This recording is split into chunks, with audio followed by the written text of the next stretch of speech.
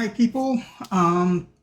Sorry, webcam's down at the moment because I am eating, and I didn't really feel like I wanted to do that on stream. But I also kind of wanted to play. Um, I was playing yesterday and didn't really like the game settings, so I'm going to create a new game here. Um, the same leaders last time, which was Simon Bolivar. Um, Main thing is I'm going to change game speed over to Epic. Civ 6, I really just kind of like playing Epic speed. I kind of like the balance of being able to explore, run around, all of that before the era changes hit. So, gonna do that. Otherwise, I'm gonna leave things kind of as they were, which was just standard settings. As far as game modes go, I was thinking of doing probably Heroes and Legends. I always go back and forth on Dramatic Age. It kind of feels like it's just too easy to have Permanent Golden Age when it's on. But at the same time, I kind of like the extra policies and stuff you get. So, I don't know. I was using Barbarian clans before, and I don't really want to do that this time. It's just not really, I don't know. I think it leads to having too many city-states in the game, unless you just constantly hunt them down. It's also a little too easy to abuse them as a source of gold early on.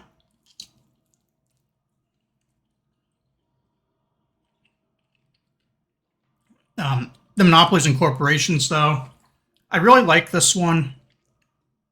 It just gives great merchants a lot more value when normally they're not so great of a great person.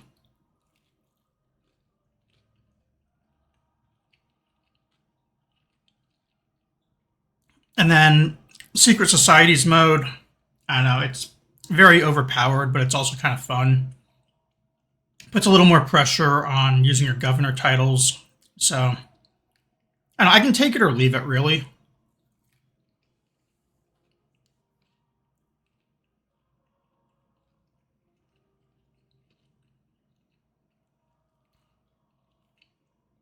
I think that in this case, I'm just going to leave it.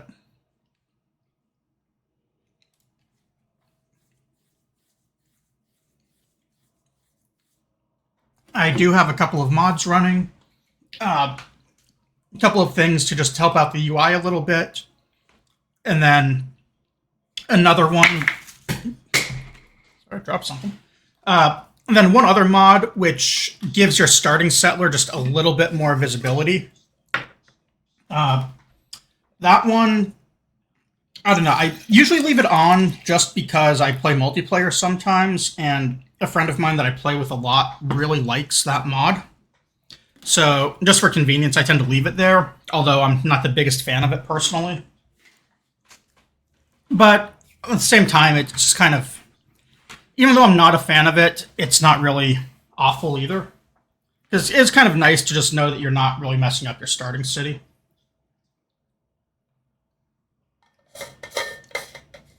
So with that, let's get into the game.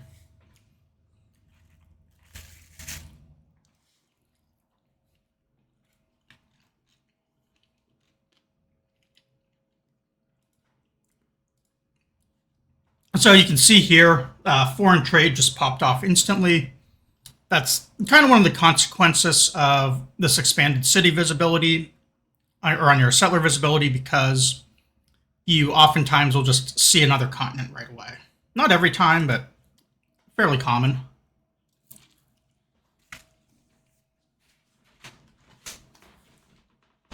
And that is one of the reasons that I'm not the biggest fan of that mod, but oh well. It's really not a big thing in the grand scheme of things. The first thing I want to do here is I'm looking for something that can be a really good campus, since I'm going to want science more than just about anything here. I'm not seeing any geothermal fissures, and I'm inland, so no coast, so I'm not going to be getting any +2 tiles. However, there are mountains and volcanoes, so we could be getting some adjacency there. You can see over here, this one would be a +3, which is not bad. The only thing is I would have to settle either like on this, which is probably going to be pretty prone to flooding, or even over here, but then that gets into issues of the city's going to have worse defense. It's going to, I don't know. Might not be able to do that. I might have to just hope for City 2 to be a good campus. Because all of my adjacency bonuses here are really not all that good. I could maybe try and shoot for a high production first city instead, in which case I do have a few hills. I've got some pretty excellent food.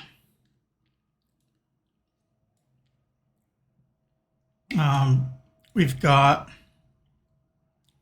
down here, we've also got a couple of, actually I've got a bunch of quarries we could leverage.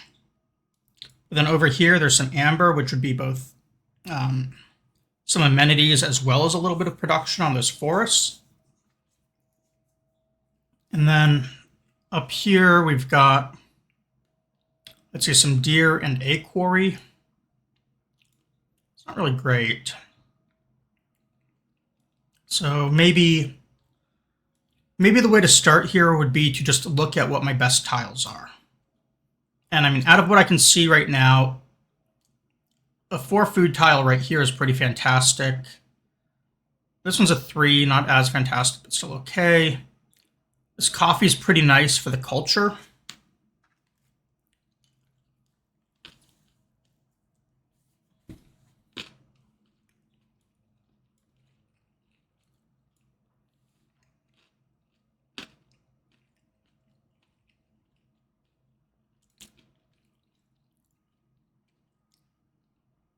If I want this coffee, I could maybe settle like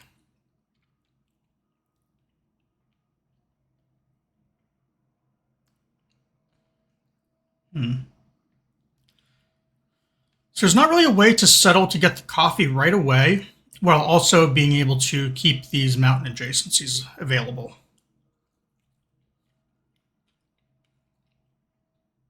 I guess the coffee is only 2 food though, so it's not really a tile I want to work to start out.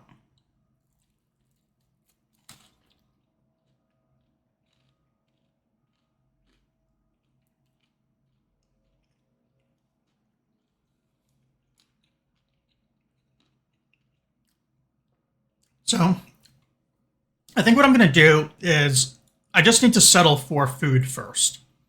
After you have food, everything else kind of will take care of itself eventually. So we've got a truffle here and a citrus here. I'd like that truffle to be worked by my second person, the citrus by the first. So I kind of want to settle something adjacent to the citrus. If I settle right here, that would open up the deer as well. And it could even open up like a decent Artemis in this region. I would get this quarry eventually. And what else do we have for hills?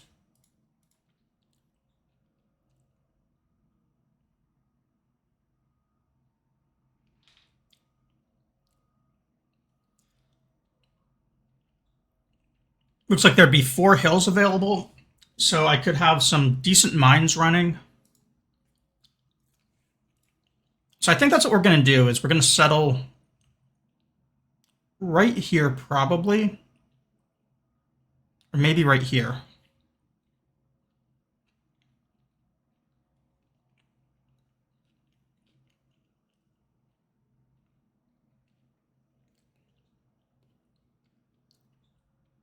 Yeah, it's going to be right here. This is a, well, geez, that's 4 turns to get to. That's actually pretty bad.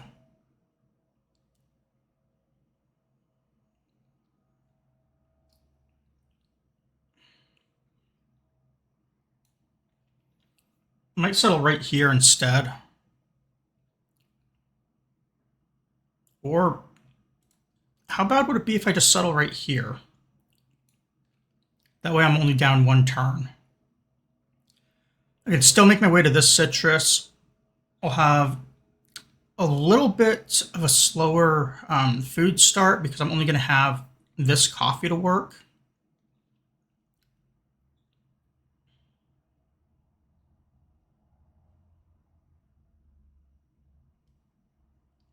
Or I could just settle right on the coffee.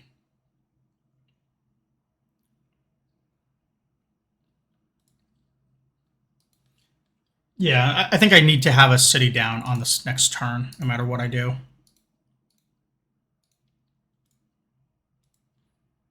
So I'll do that, and I'm going to run this guy to...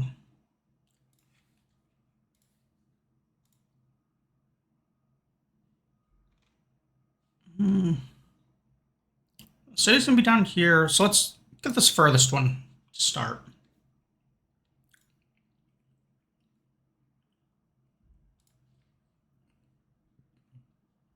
Okay, so we're popping a couple of city-states. This definitely helps with not going for the truffles because they're going to beat me to them. I guess I could potentially like delay to right here and then buy the truffles. I mean, do I really need to? I don't think I do. So let's go here, and then I can use money when I get it in a few turns to buy the citrus.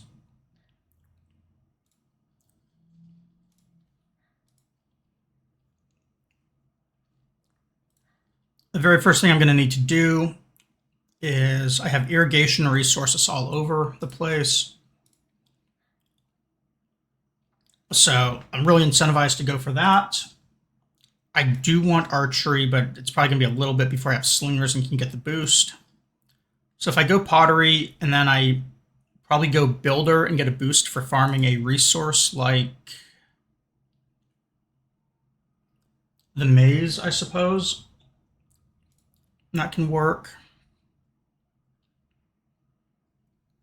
And the question is, what do I make first? Do I want the builder? Do I want a monument? Do I want slinger?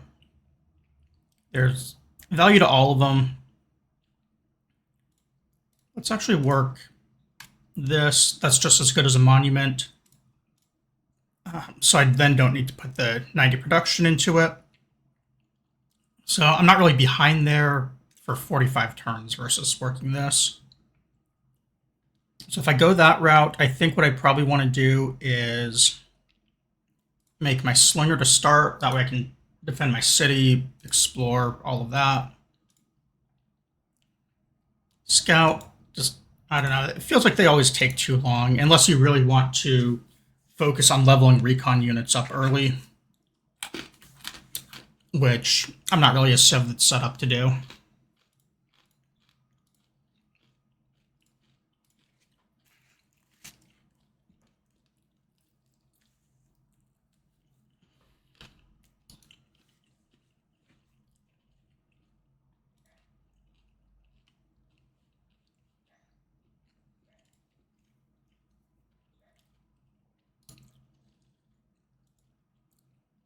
Craftsmanship boost here is pretty nice, especially since I'm probably not going to have the spare builders in order to do 3 improved tiles. So really nice that I was able to get that here.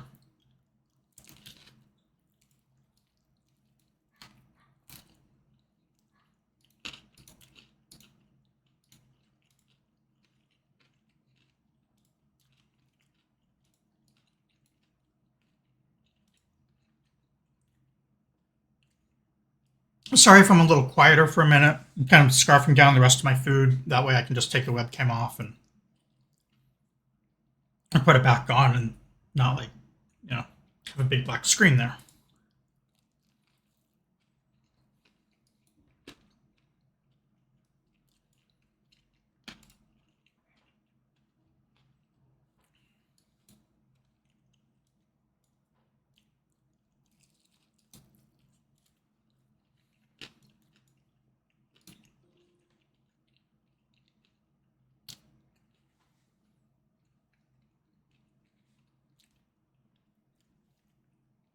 All right, so I got Beowulf. This is one of those reasons why I kind of feel like Heroes and Legends are just game breaking. Some of these guys are just way too strong.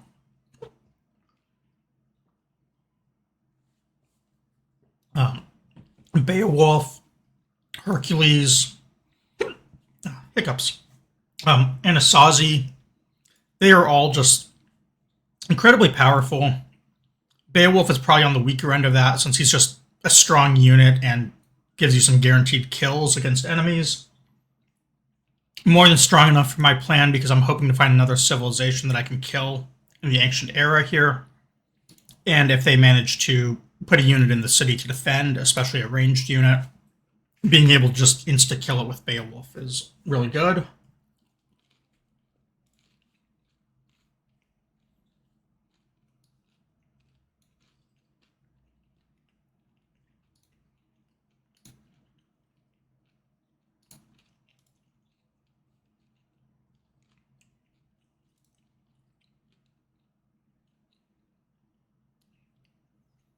All right, so another 4 turns, I'll be able to get the citrus. It is expanding to that tile naturally, though. So depending on how long that's going to take, I might want to save the money. I forget where it says. I'm going to find that. Because normally it has an overlay on here that says how long until it's going to expand. I guess this works. 12 turns. So I get 8 more turns of +2 food if I just buy the tile. That's probably not a good use of money, because I can also use my gold here to buy a trader or something really early. And I don't really have a good second tile to work yet. So we might just let this expand naturally.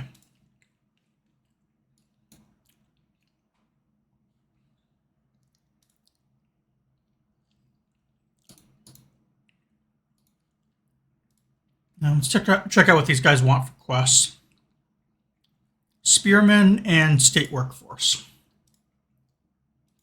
The Spearmen is a little tougher for that since I don't usually make them. I wasn't really planning to prioritize that tech.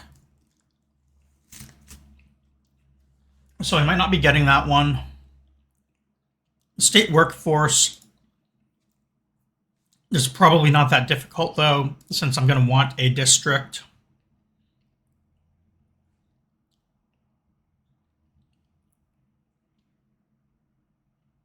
Kabul's not actually all that important as a city-state either. Double XP sounds good, and I mean, it can be a convenience thing, but the strategy I'm going to be going for here late game is to try and stack a bunch of promotions on things and then turn them into cores and armies.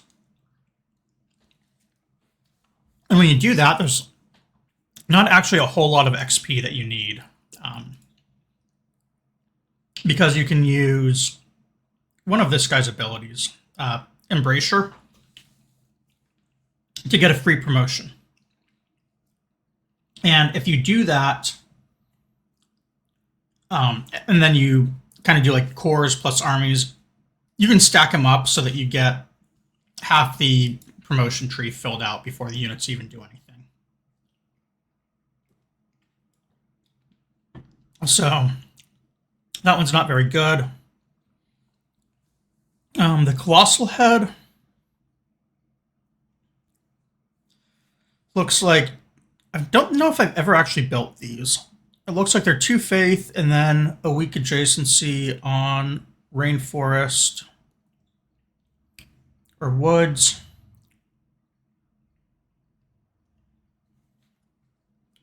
Those don't really seem all that important either.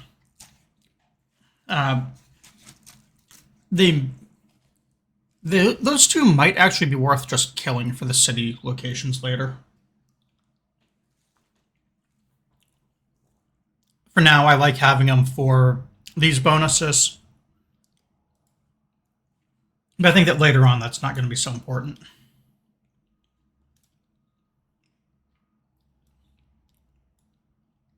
Kabul has some especially good land as well.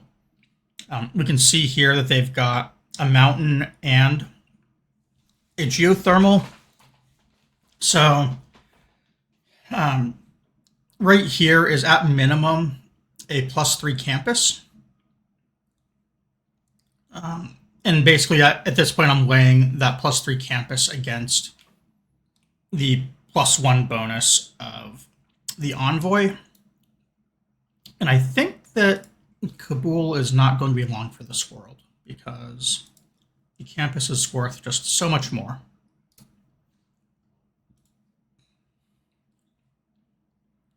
All right, got ourselves a wheel. I do want to kill that guy in order to start getting the inspirations that it provides for killing barbarians and wiping out camps. But I also need the kill for a slinger. So I'm going to let him finish building and get over here to help out. And while that happens, I'm going to send my warrior up for this other tribal village. And then they can both meet over here. That also gives me a little bit of time to get the policy card that I need for +5 versus barbarians.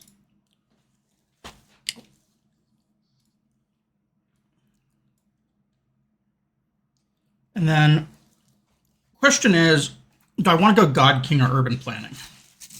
Urban Planning's stronger, but at the same time, God King would get me 2 faith a turn here. I'm going to need 37 in order to get my my Pantheon. So right now we'd be looking at what 11 turns. I should probably do that. I think I'm too far behind to get the free settler. The builder, maybe not. But I also really like just taking Divine Spark as just a general Pantheon ability. It's just one of those ones that it feels like it gets better the later you go, whereas the others are stronger earlier. And if you're not really focused on a religion, and I don't think I'm going to be this game, I kind of a Pantheon that just sort of scales over time. So we're going to do this. Start working towards that 37 a little bit more. And Code of Laws is done. These are both fantastic policies, although I don't know that I'm going to be using either one right now. And I'm probably not going to have the money for foreign trade at the moment either, so because I would buy a trader. So I think I'm going to go craftsmanship and then probably military tradition.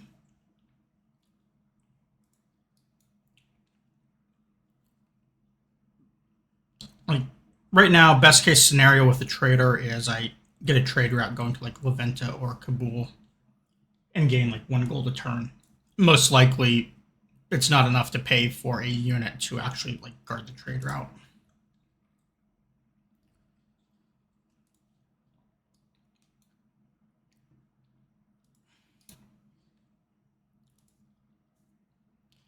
And we got a free scout out of that, which is honestly pretty solid.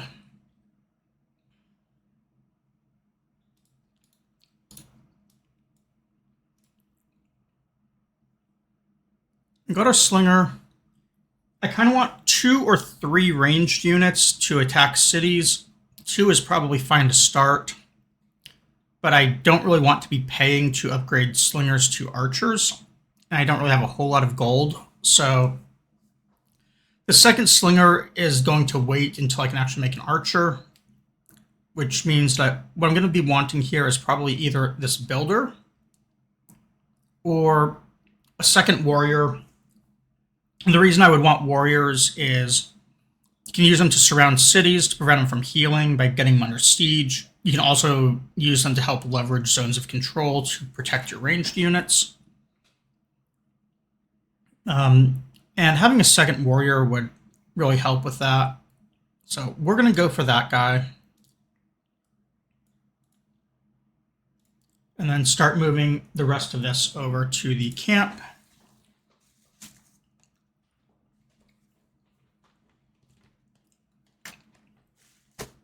Give me a moment here. My food is done, so I'm just going to throw this away real quick, and then I can turn the webcam on, which I'm sure everyone is waiting for.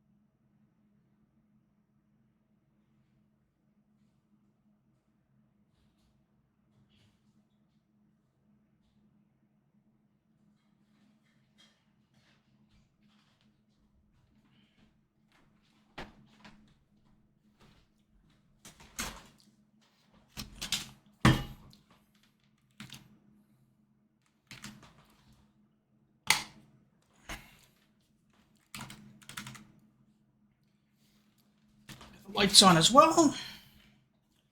My apartment is way too warm, which makes me look way more red in the face than I am. But whatever, I guess you can't do much about that until I figure out how to light things properly. So we're just going to, I guess, leave it like this. And I swear I'm not nearly as sweaty as these lights are making me look, but oh well.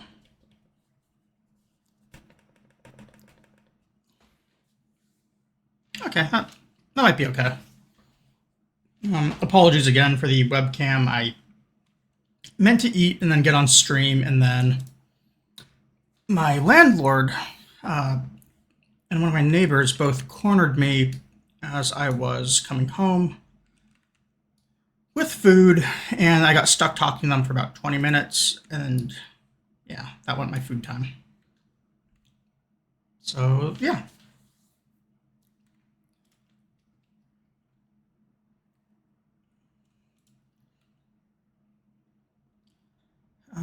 I think I'm just going to stick to the plan here, get irrigation, or at least get it to the boost point. A builder is a bit too expensive to make. I could just switch from warrior to builder here. One warrior being up is enough at the moment, I suppose. 13 turns would be just about what I need to have irrigation at the boost point as well. So I'm going to swap that.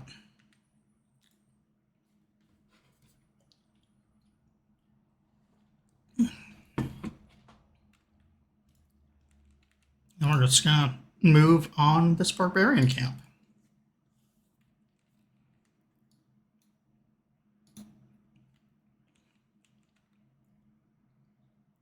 Now, at the moment, I do not have military tactics to be getting support bonuses. And since the slinger can only shoot one, he is going to have to get next to these guys. However, I think it'll be okay. I could move my slinger to a more defensive tile, but I think I'm better off just getting 2 attacks in on this first turn and not letting the spearman do much. Or, you know, this can happen. The spearman moves out. He got caught by his zone of control and the fact that he couldn't attack into this tile anyways, which is also really defensive. So we're just going to get these kills. I am going to attack with the warrior first. My reason for this is I don't want the warrior to get the kill if at all possible. I would much prefer the slinger to get the kill. I don't think the warrior's attack will let the slinger get the kill, but the slinger attacking might let the warrior get it. Even as it is, what's probably going to end up happening is the spearman attacks the warrior. instead of my slinger. But you never know. I guess I could have held off on the slinger getting an attack in here, but that's probably not good either. I should get XP for either unit if I can.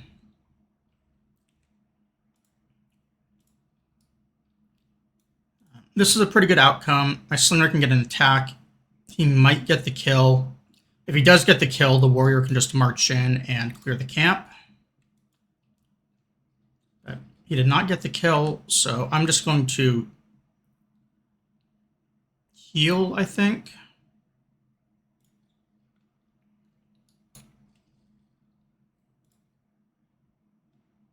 I did find Muscat as well here. They want a trade route. They're not really that much further than La Venta either, just a couple of tiles. So I think that if I do make a trader, it can definitely go to them without much of an issue. That +1 amenity bonus is pretty handy as well. It's a lot better too if I focus on gold opposed to faith as my my resource. So I'm probably going to be keeping them around and looking at what it would take to get a trader. I'm definitely going to want to be friends with them.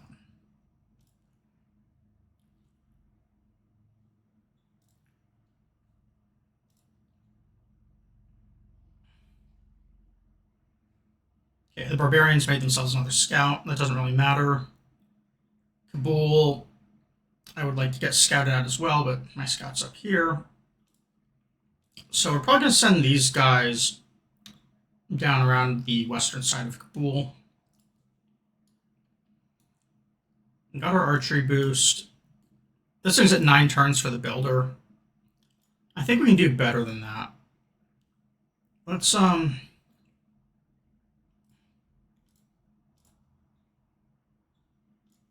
off locks and let's actually maximize production. Take a couple turns off of this builder. We'll make it back on the improved tiles for food, so it's probably still going to grow faster overall.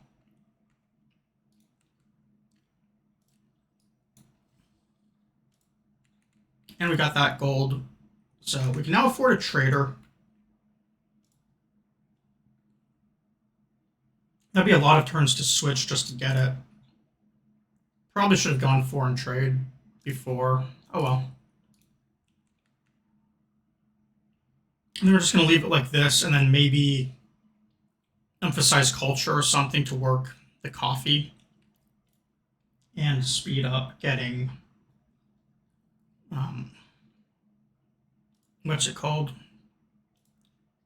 To speed up getting the foreign trade. Gonna give the slinger another kill right here. Or not. But he did get a promotion. The warrior can get a little bit closer as well. Scout's finding more villages. It looks like it's a dead end up here, which is nice because Muscat won't really be expanding much further. So I'll probably just have all this land up here for my own.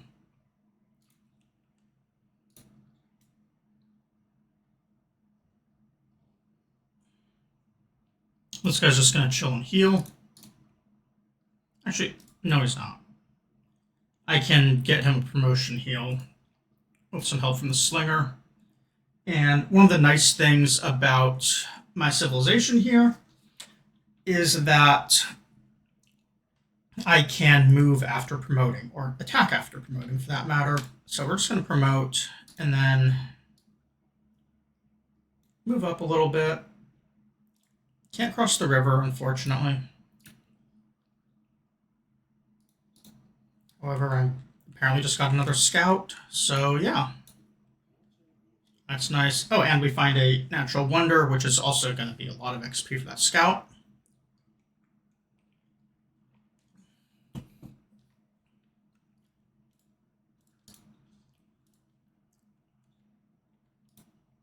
So that's also really nice. Yeah, he's going to have a promotion. We're going to send this one down south. It looks like there's something right here. I don't remember seeing that before, so that could be another like actual civilization. Although it's weird, I haven't seen any of their units, if so.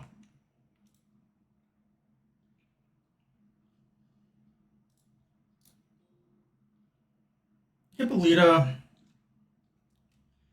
not bad. I think she's one of the more balanced ones. Her command ability is really handy early game as well. Uh, I kind of like using her over Beowulf, even though like I said, I think Beowulf is just stronger. I like the fact that you can use Hippolyta to essentially double the XP that your units generate, especially like ranged and artillery units. So that kind of gives her a really good long-term value, whereas Beowulf eventually just turns into killing units that you're already going to be killing. So out of the ones I found right now, I think that I'm going to make Hippolyta instead of Beowulf. Although I'm going to need a monument to do either. And we don't really have one of those yet.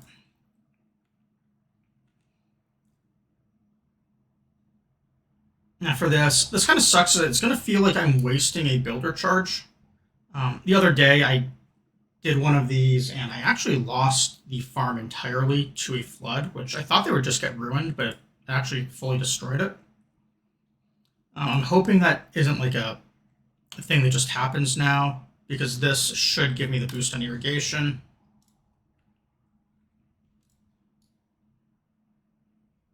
And I can't get past that guy right here, so I'm just going to have to hang out. And then I should remember to actually promote this one. Out of these abilities, the scout tree can kind of just like cross over after the first promotion, so it doesn't matter a whole lot. Woods and rainforest are a lot better than hills early on. Hills are better later. But the strong one is ambush is what makes scout like recon units actually good. And then guerrilla moving after attacking is also really nice, especially since later recon units switch from being melee to ranged. And then camouflage is good as well, of course. So what I'm actually going to be taking here, though, is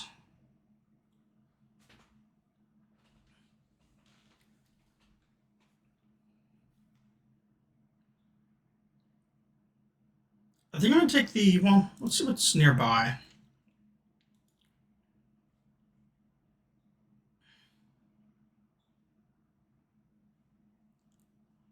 Lots of hills, lots of... There's actually just a lot of both hills and forests, so I don't know that it really matters much either way. So just to simplify my decisions, I'm going to take Alpine.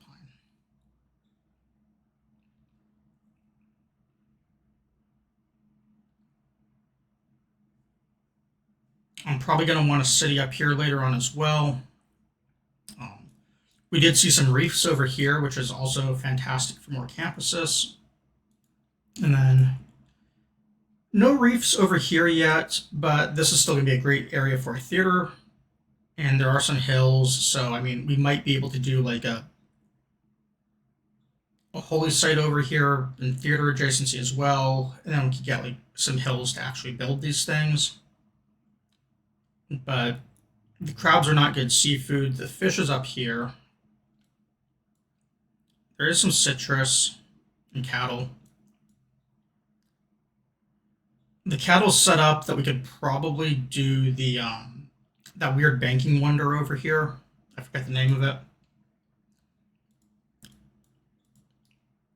So that's an option. And we're saying no seafood, and then we find two fish that are adjacent to each other. So if a city were right here, we could do a harbor with double adjacency, and then there's a reef right over here, so you could do like a campus.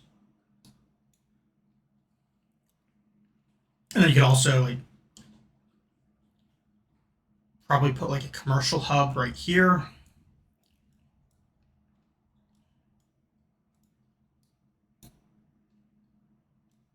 This is looking more like an actual civ, not a Now city-state. I'll be back in 1 second. My apartment is roasting.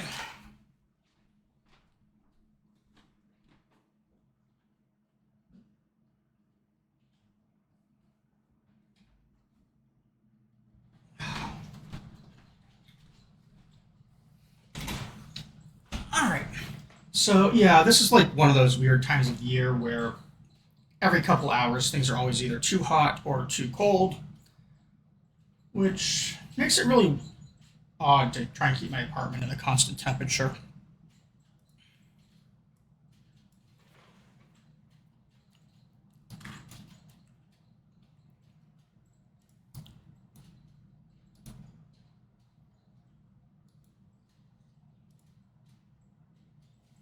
Okay, we found Alexander.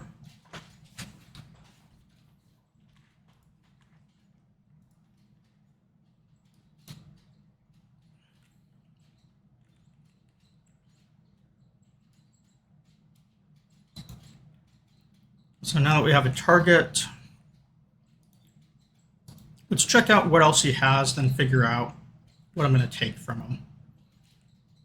Kabul is not really important to kill right away. I can just kind of do it at my leisure. But Alexander, it's better to attack him before he can really build up.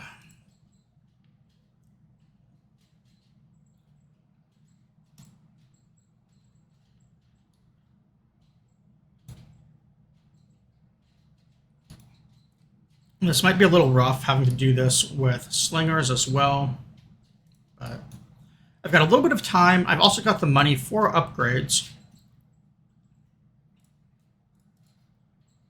After irrigation, I'd essentially have to start over on animal husbandry to get to archery. So what I'll probably do is finish the warrior and then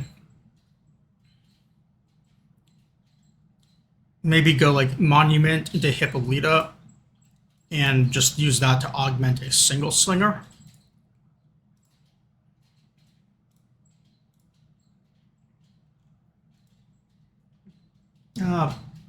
Hi, Emily, not sure how to pronounce that, but I am great. How are you?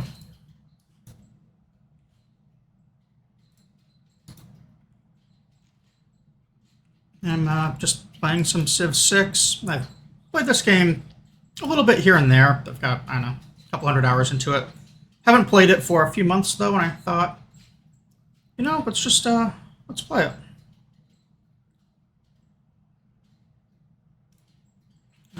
Where's this? Tomris. Okay, so Tomris is going to be up here, maybe?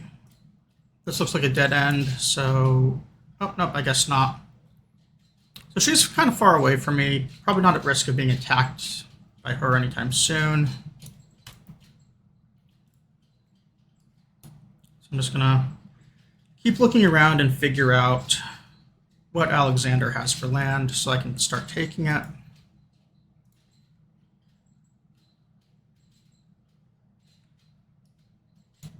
And get my units moved down. The stream's going well. This is my second day ever streaming, so yeah, I'm just kind of like getting to the swing of things and figuring out what I want to do. Thank you for the compliment. Hopefully, we'll see how it goes.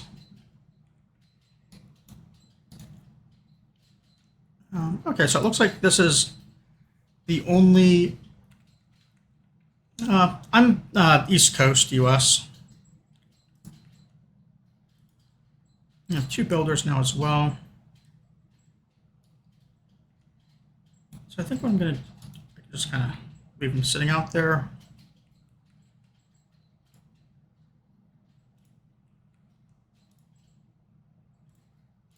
I probably shouldn't have hit that button on Tom. So well.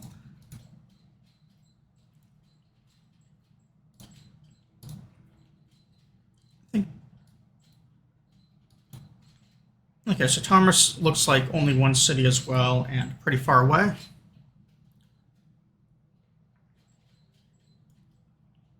So this should be actually going to be a pretty easy city to attack later on, it looks like, since I'll be able to shoot across the lake.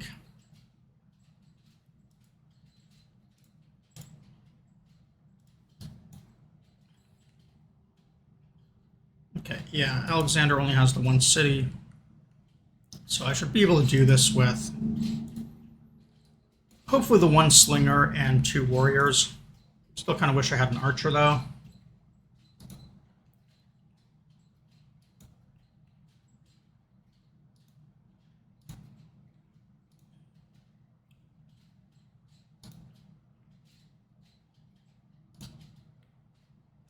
Okay, I did get my Pantheon. And like I thought, oh, the settler one is still available. That's kind of a surprise.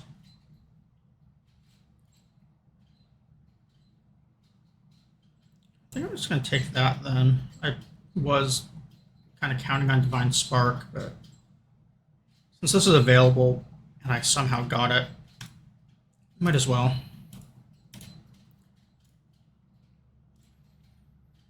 And then figure out where I want to settle.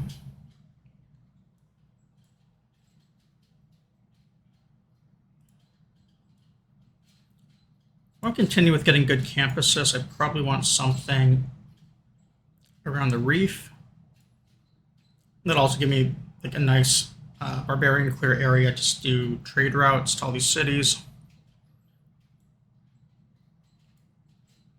Let's see, over here I could get 1 seafood.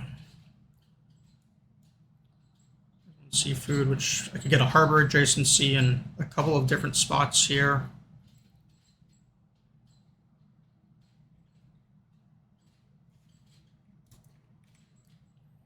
I think it really depends on what exactly is around this fog. I am going to want it in that general area. Hopefully I can run it there without barbarians causing me issues.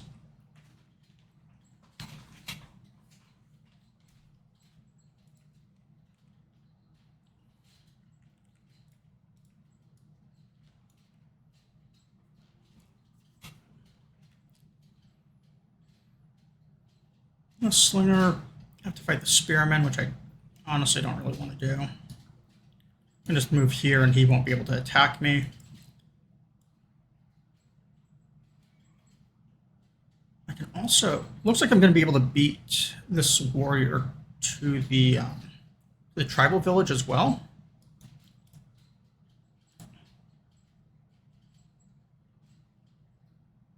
So I'm going to just start going with animal husbandry into archery.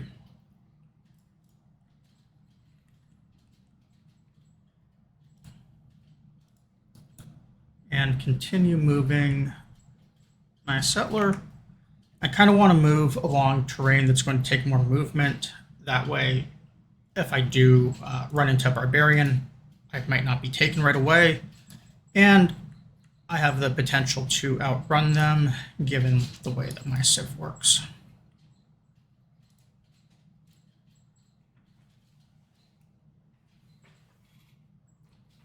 Sorry, my cat is hitting my feet with his tail.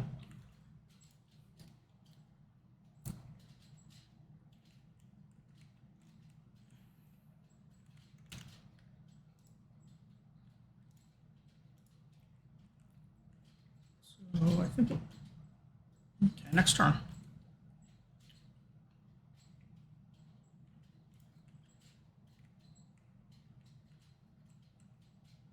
Okay, I might get hit by the, well, I will get hit by the spearmen if I do this. But I don't have visibility on the Greek warrior anymore. I think that before he was like on one of these 2 tiles. So that does mean he wasn't able to get onto this forest, and I know he's not adjacent here, so he can't go on the hill. Which means I'm probably not at risk of losing it this turn. So I could do a ranged attack here to just help protect my slinger. Also, I guess with the spearman zone of control, I can't really run past him anyways. So we'll just fight.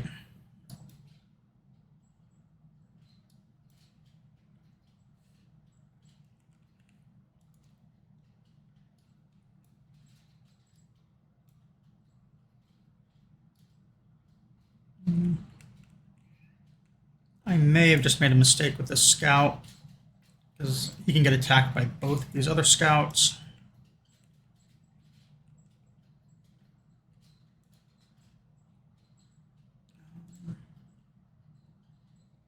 My settler, though, I think I'm just going to move to this marsh, stick with the idea of just moving along 2-cost tiles. Hi, Capitadmir, I think. I'm not too good at pronunciations. If I move him like this, he's probably not going to get attacked out of the fog by anything. I guess I can also just move my settler here. Only risk is if there's a barbarian on this specific tile. Looks like I'm safe.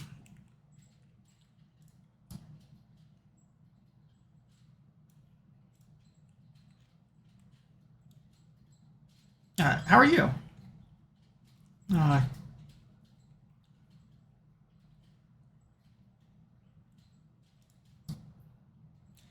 Virginia's a nice place. I've been there many times. I've been to actually just about every state a time or two. In Virginia, I think only around the Richmond area. I do play a lot of games. I'm not really, like I said earlier, this is only my second day streaming, so I'm not really like sure what games I want to play entirely. This one was just something I thought would be an easy one to start with.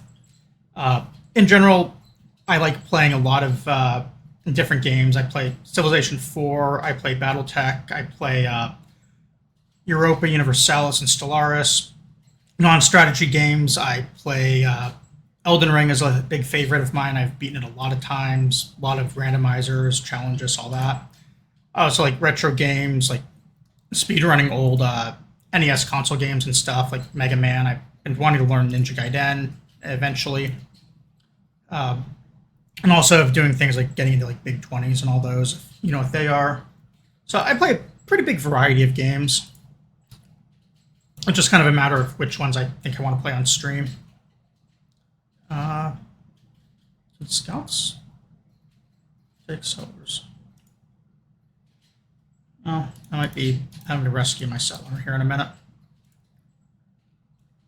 As far as favorite game goes, I don't know. By hours, it was either EverQuest, which I played as an MMO for a very, very long time, or Civ 4. Both of those games I have over 10,000 hours on. More recent games, I do really like Elden Ring. I like Valheim. Some of those other builder games like that as well. They're even on my list of like things I might stream. Terraria is another fun one that I like. So I play all sorts of games. Yeah, I lost my guy. Oh well, I can recapture it. Oh, thank you. I'm glad to hear it. Okay, so this is also really cool. Looks like, yeah. So I have considered using artwork. I just, I haven't.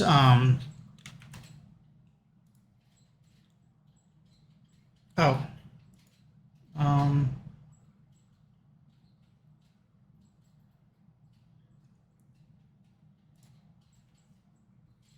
no, I don't really need any artist for this stuff right now. I think I'm actually good on that if I do need it. I just don't really know what I want to um, what I want to use yet.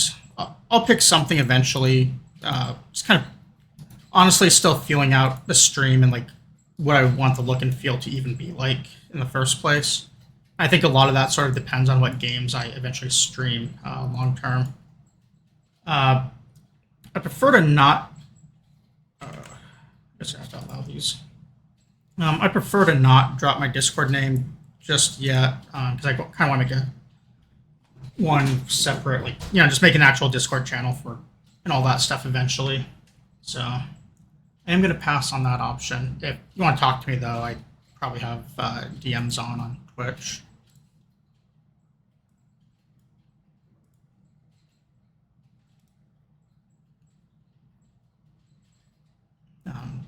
But yeah, I'm not really looking for artists or anything at the moment.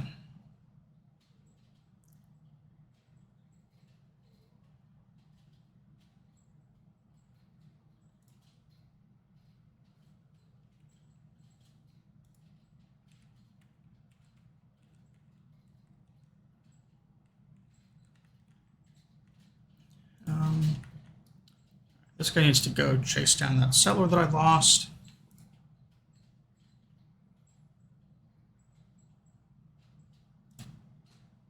Oh, maybe I do want to do a government policy switch. Where's that button again? Yeah, because I want to take off this and use this for the free one now. I don't need more faith.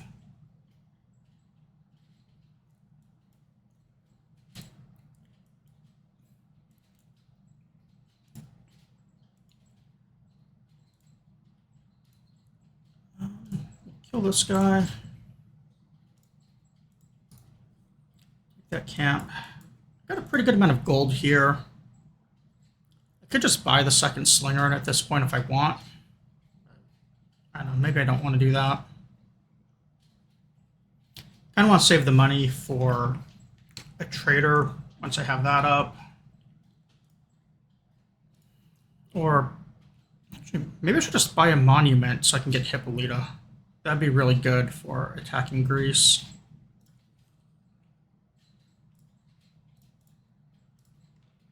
I can do that. That's better than having a second slinger. So I can concentrate more XP on one unit.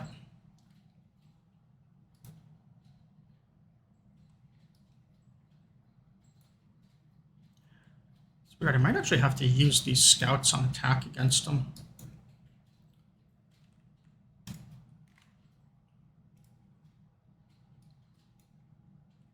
Start sending all my units down. I refuse to fight. I'm going to fight him soon enough.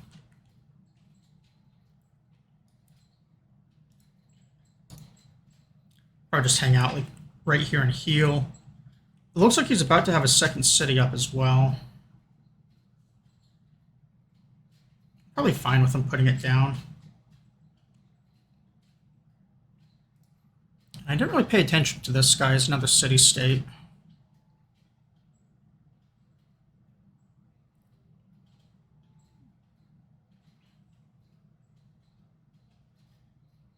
Might be useful eventually, but especially since I am going to be killing Kabul later on.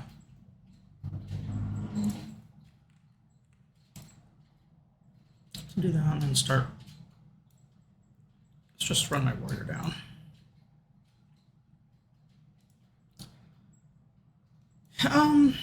Yeah, so annoying leaders. It's been a while since I played this. I kind of, what's her name? One of them like just sits behind a whole bunch of walls and kind of rushes the highest ones, and religion converts everyone around you. I forget her name. Let's see.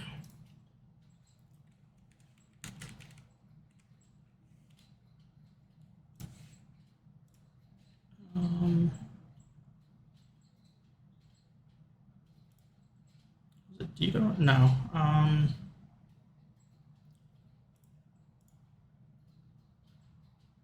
Jadwiga? Yeah, I think it's her. She's the one that I think is really annoying to deal with. Like all the culture bombs and stuff that you have to fight off. Oh, and this one too, Tamar. Alexander, I think, is just kind of aggressive, and the Greeks are just kind of a little strong overall.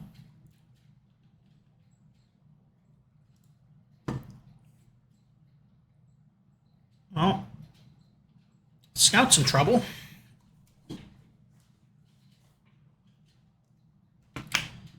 And of course, he just kind of...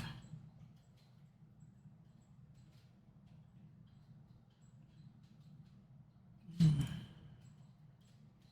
think he's just going to be dead no matter what I do. I kind of like to at least lure stuff closer to Greece.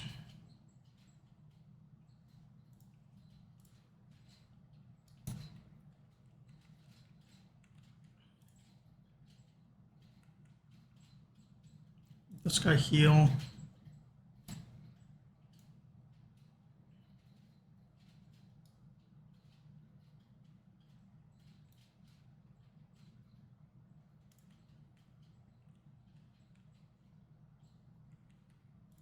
I'll just have to regain my settler later.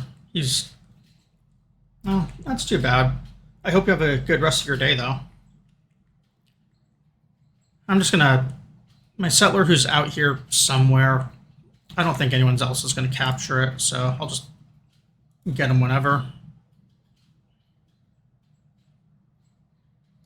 Just going to pull back on this guy for a bit, too.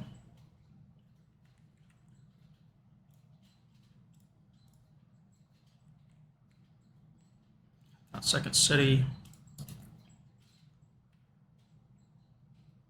Oh, and he's already just upset, so whatever. We'll just declare.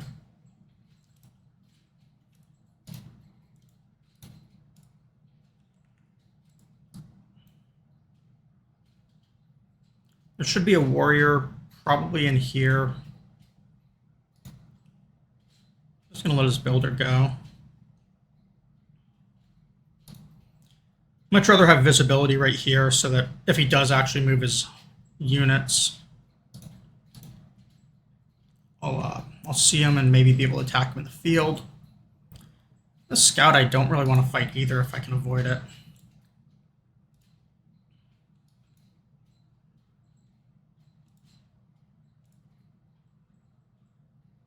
Oh, that's rough.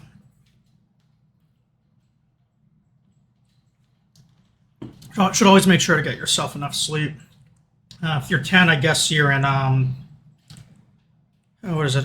Let's see, Germany's about 6 hours ahead of Eastern, so sounds like you're in Europe, Germany, or somewhere else along that time zone.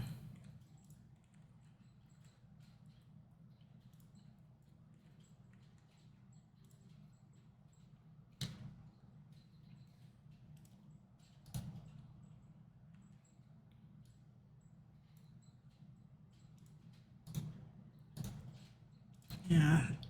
You get all the fun in Germany. You get to, like, your late night is basically our afternoon. Okay, so I've got Hippolyta.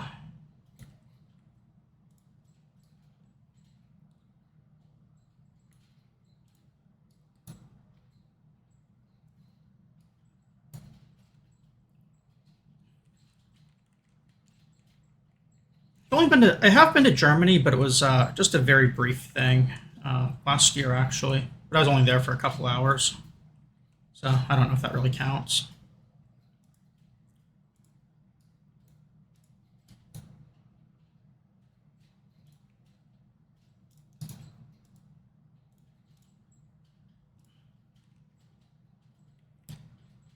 All right, so if I build this, the scout's going to steal my worker, which I kind of like to avoid. Let's do that. I guess I can make the coffee as long as I've got the guy on here.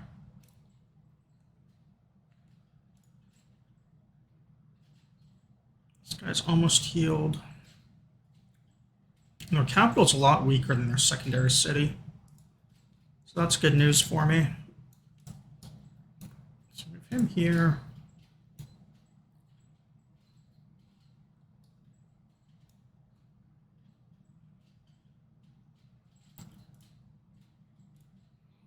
Restore him.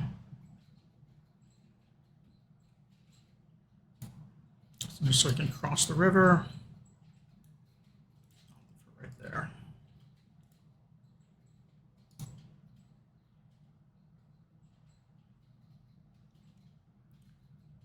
So if I move my slinger to here, their warrior could go out and get me. Just gonna leave it like this and get another turn of healing.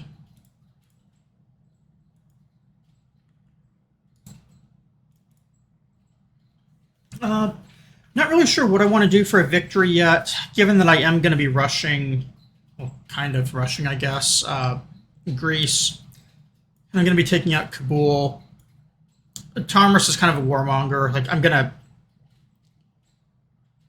have to fight her basically no matter what, so I might as well wipe her out. I think I did standard maps. There's, I think, 8 civs on here.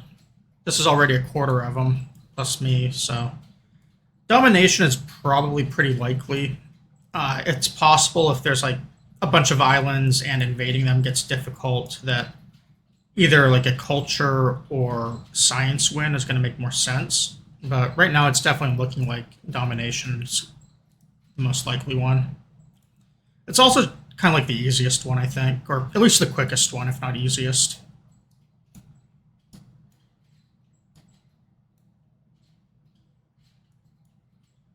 I did a little bit of a misclick with the scout.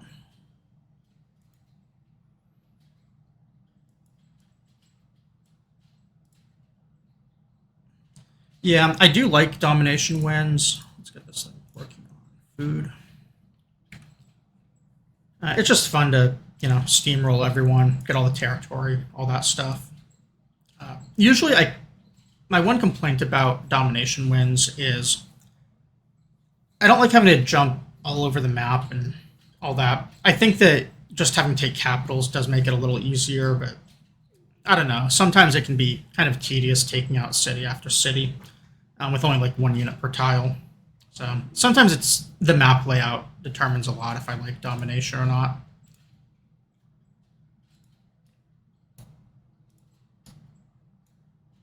I'll do this. I'm gonna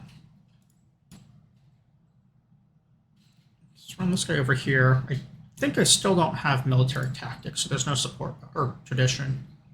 Yes, no flanking or support bonuses for me yet. Thank you. Have a good rest. I think what I'm going to do here, can't use her ability with no moves. So if I move my slinger to here, next turn he can get in here. This warrior can start moving over.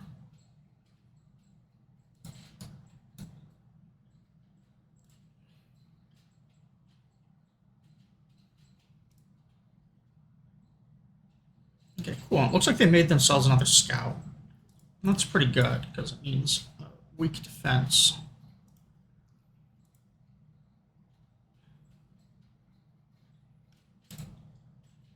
Work towards archery. Probably be able to upgrade this guy to an archer after this first city.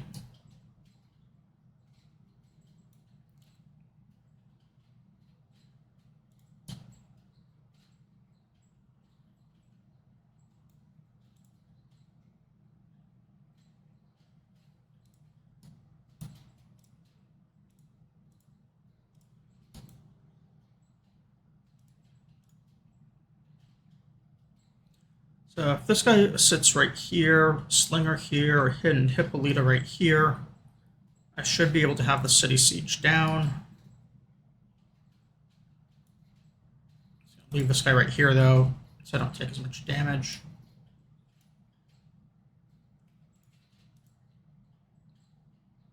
Hippolyta could attack the city as well. That'd do a lot of damage to him, but I just want the XP on Slinger.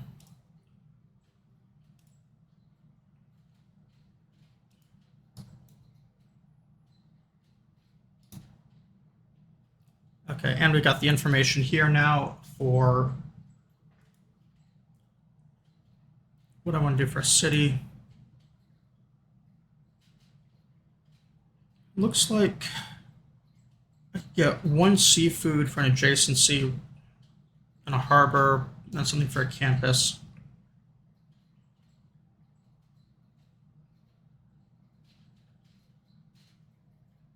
Oh no, this is a pretty bad spot for a city because then I wouldn't be able to do like a harbor. Actually, yeah, so if the city went here, harbor would have to go here, and then the commercial hub would not have a harbor adjacency. I could do it right here and get harbor, commercial hub, campus, and then something minor could go right here to give an adjacency, or get basically an adjacency from the campus and commercial hub. And then something between like that plus mountain maybe, or nice little farm area.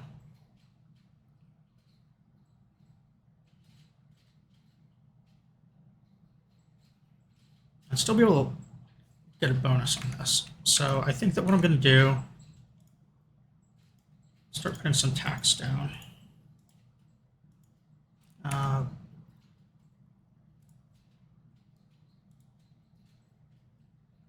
don't remember what the default keybind is for this mod, so I need to look this up.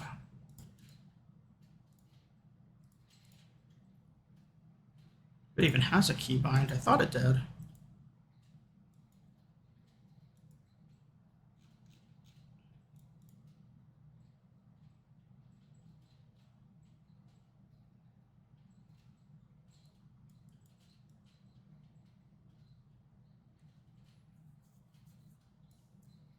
Place pin, but that's not what I wanted. I want the toggle like an entire pin layer.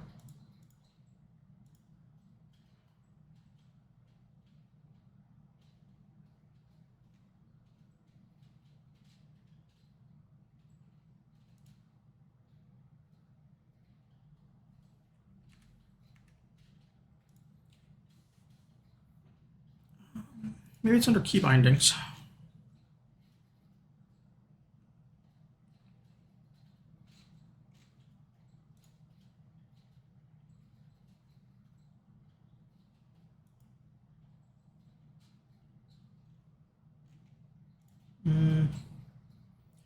All right, well, I guess I'll just play without that. This might actually just be on the default tax. I thought I had the mod for it. I mean, this is the modded window.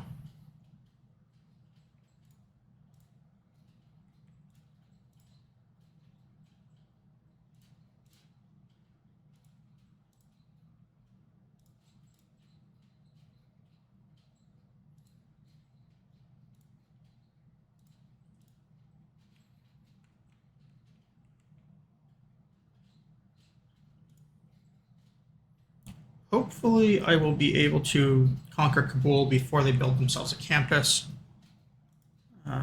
Maybe not, but it'd be rather disappointing if I don't.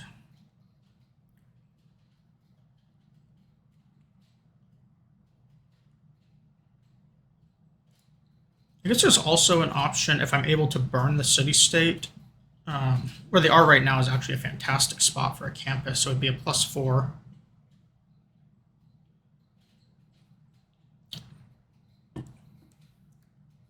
So that would be really good.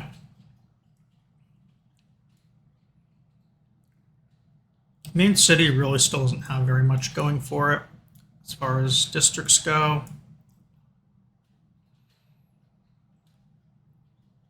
I don't really know what I'm going to be doing with it.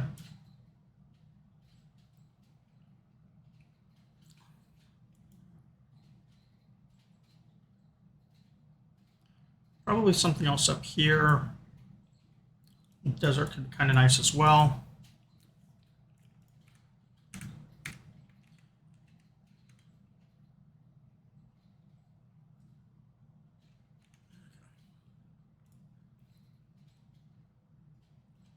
Because a Hippolyta has already used her ability. Just going to sit here for the turn. And I'm just going to have my builder sleep since I can't actually safely get him over to the citrus.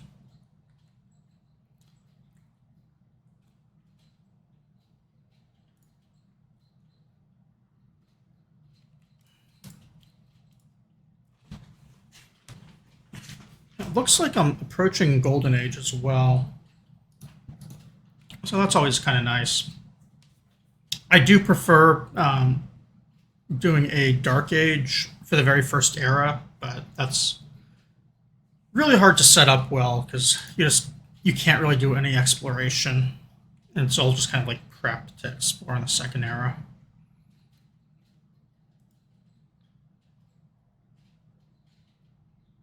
I'm gonna have to unfortunately fight off these barbarians before I can even do anything.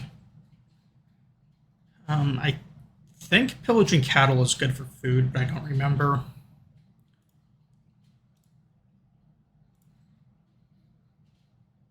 I'm just going to have him keep hitting the city, try and get a promotion. And probably just sit here defensively because it's going to be a lot less damage than if I attack into him. Okay, heal from the scout. And I think I'm going to need to use Hippolyta to do a lot of the barbarian fighting.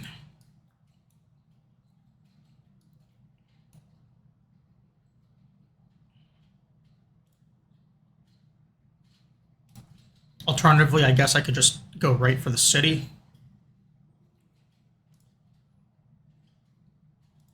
This guy got himself a promotion here. Kind of a bad time to use the promotion heal, but if I don't, he's just not going to get more XP. So let's get him leveled up.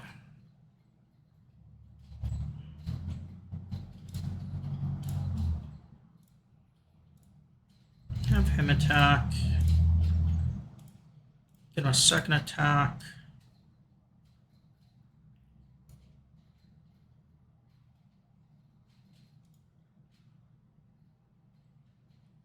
Now I could attack into it. Assuming the warrior is still in the city, that's safe. If it's not, it's kind of risky. So I'm just going to continue to sit there and turtle. And I now have a trade route as well. Can't buy my trader yet. And this is kind of a dangerous path to be sending something.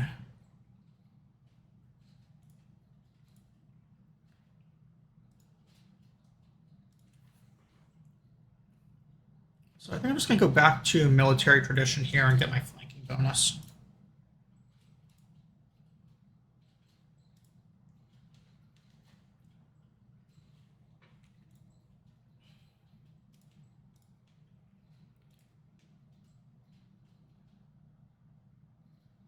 The scout's basically just going to have to hang out here and heal for a while, which is why I didn't attack with him last turn. Now, however, I need to start getting this warrior down here. And I don't really want to lose Hippolyta, giving this guy extra charges. I could just attack into the city, but long term, this is going to give me much better city attackers if I level them up. I also have this slinger. It'd be really good to get him down to Pella, but there are just so many barbarians up here that I think I need to hunt these things down first. I've got enough units here if I need them.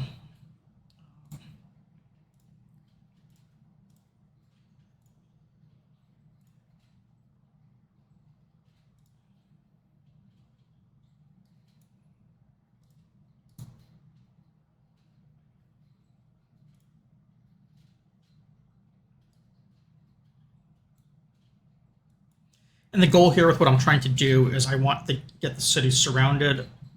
That way it won't heal each turn, which does limit the amount of XP I can farm on it. But at the same time, it also means I'm actually going to be able to take the city. And here I could build the trader instead of planning to buy one. But I think I need units more than anything. I don't really want another slinger, just because they're going to be archers soon. It's kind of a waste to spend the production on it now.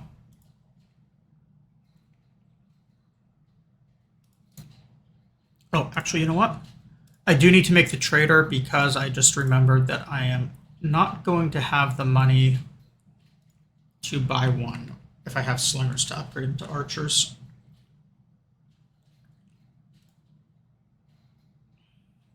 Do this. This guy's going to attack the city like usual.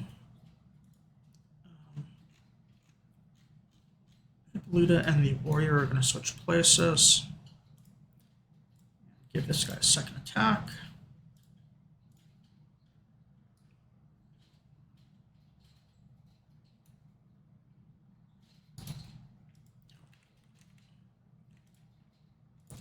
Looks like he can't move onto the cattle this turn.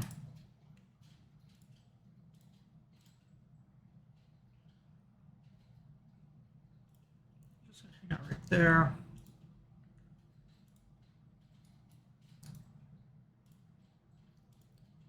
Now, Hippolyta could attack the city here. I can do a lot of damage that way. If they get walls, this whole strategy just doesn't work. But this guy's almost at another level. In fact, he'll level up next turn. I kind of like to just get as much XP on these guys as I can.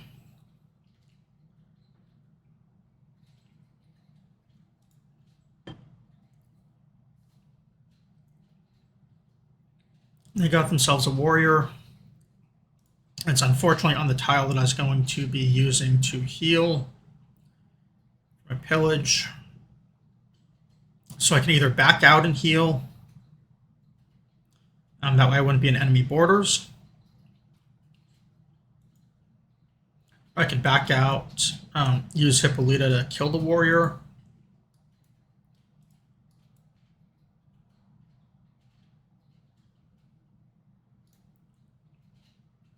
I think that's probably the safest thing I can be doing.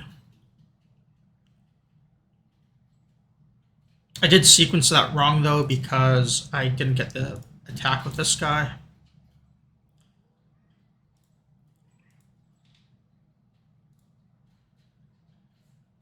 I suppose that's okay. This slinger is going to start trying to find my lost settler.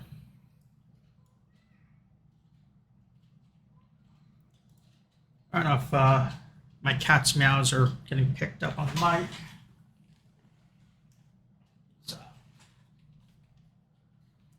he's in a very playful mood right now.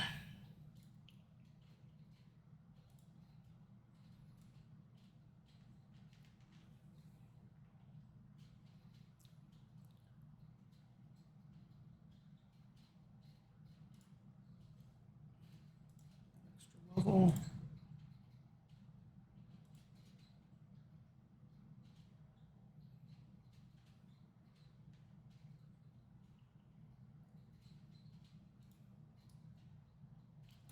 I could either attack that. The fact that they have the warrior in here now, though, means that they can melee attack my slinger.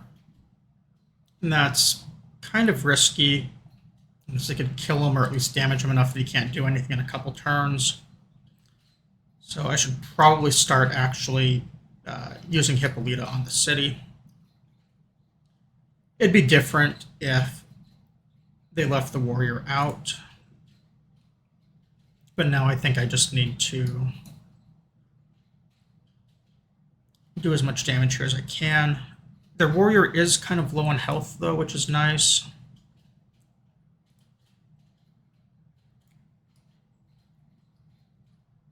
So I do feel like I can probably bring this guy in for an attack next turn as well.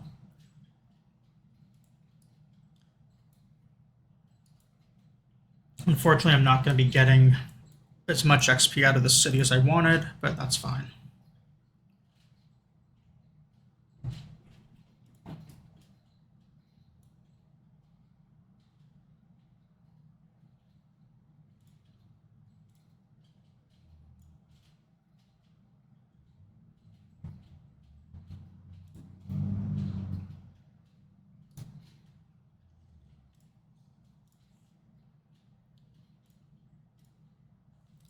So there's their capital.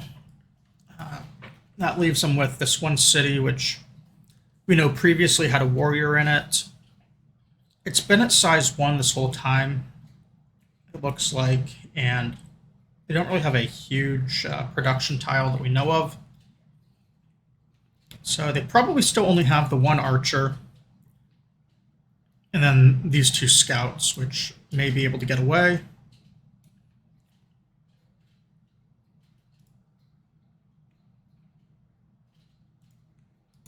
And it's probably going to be 5 turns before I advance on their other city, or maybe I'll just attack now. I don't know. It'd be nice to have the archer, however. So choose production in this city. There weren't any districts for me to pillage, so there's not really anything to repair. It's too late to start a great bath. Probably go monument. One bad thing here is I attacked before I had any governor titles. So there's a chance that this city will revolt. I don't remember where to see loyalty.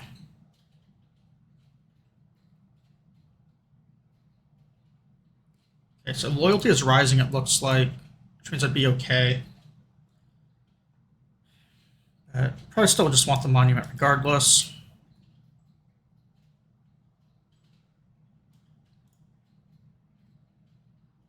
He's just going to sit here and heal for a couple turns. It looks like the barbarian stole the builder from these guys. And it looks like I can actually just take it really easily right here. So I'm going to do that. That gives me some visibility on their city as well, which is more confirmation that they still only have the one warrior. And I think I can probably kill the scout. Might as well just get that 1 point of XP. Hippolyta's healed, have another 22 turns. So nothing really pressing there as far as needing to attack. So we'll just wait it out until my units are healed.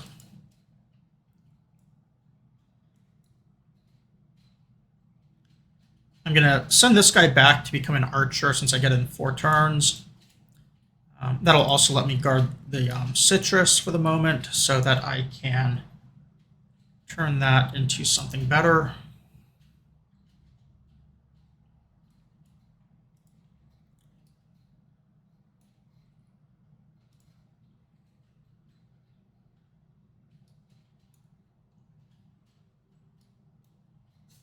Looks like there's not much to the south over here. The city's kind of in an unfortunate spot.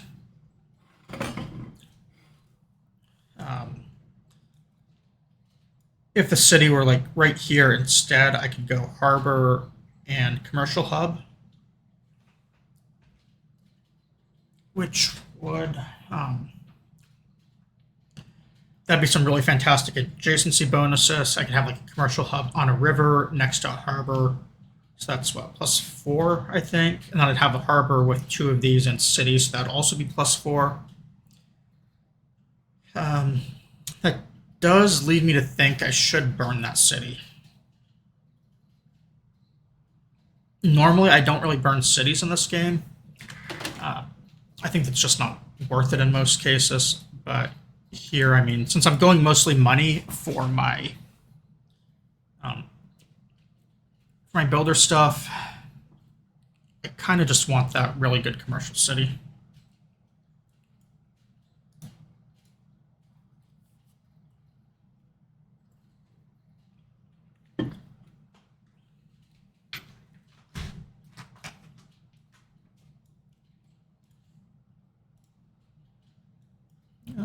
Some Slinger's full health, too. I could just move up him and Hippolyta right here. This is a really, really safe tile to attack from, hill across river.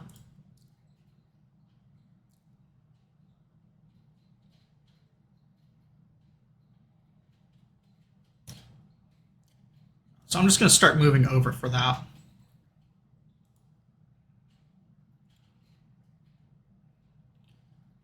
My scout here can't really do much. I can try and slowly get him to safety here, since I can't outrun whatever.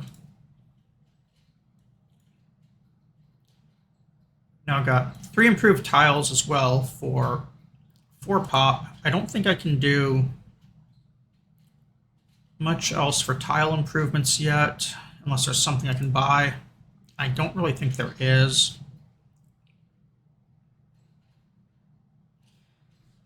I guess I could buy the sheep. It is a bonus resource. I can do pastures.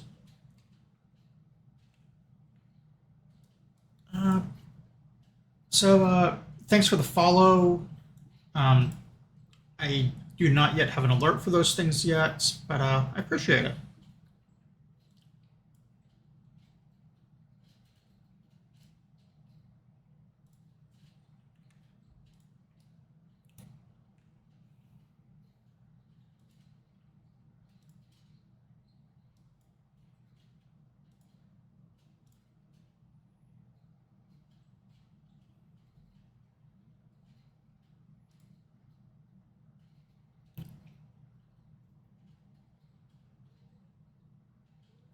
So they need to move the slinger to this tile to be safe, since they can do a river crossing here without taking damage, or without, not damage, without using more movement. So they could attack the grassland. I kind of prefer that to not happen. So let's move to here. And then let's do this, just so I can move a little bit quicker. And I'll just sit here and heal.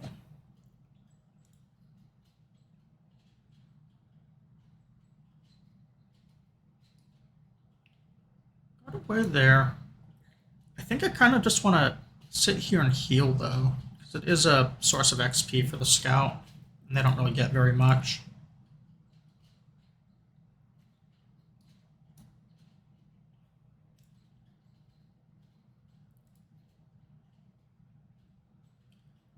Archer can do something, or I'll have an archer to do something 2 turns.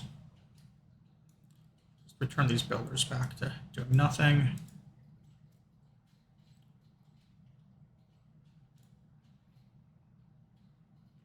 Okay, yeah, I am losing loyalty if I don't have a unit in the city. So I'll just put this guy here to heal. He'll heal a little bit quicker, get loyalty. And then I can run Hippolyta over. That way I can get 2 attacks with the Slinger per turn. And it looks like there's a Barbarian camp down here since this guy just spawned.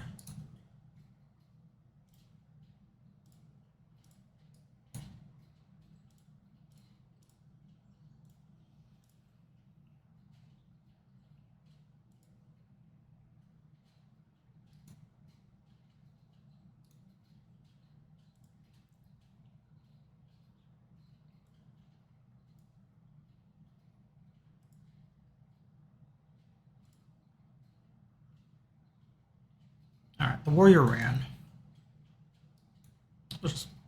Oh, there he is. And it looks like it retreated right to where I was going to put the city. All right, well, that was kind of lucky.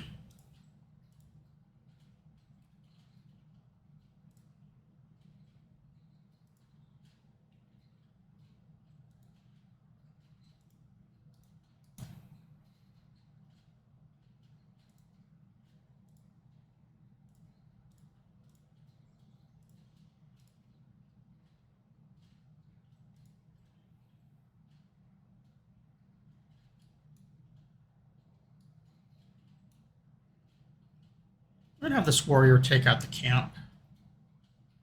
Or at least part of it.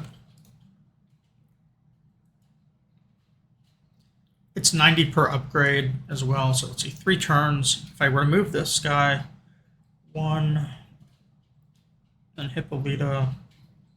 So I can get him in 1 turn and then back in 1 turn.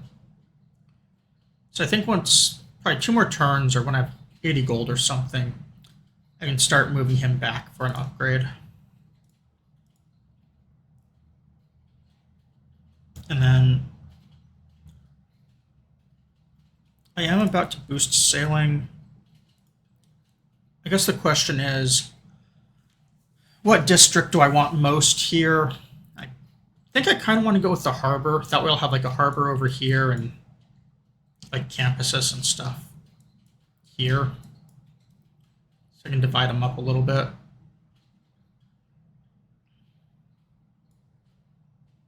Because I probably go, I guess that means I go sailing.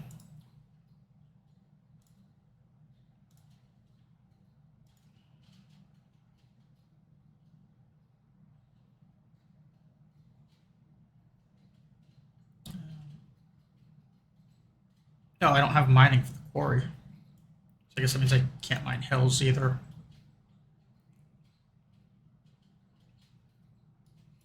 Okay, well, he'll just move back and heal.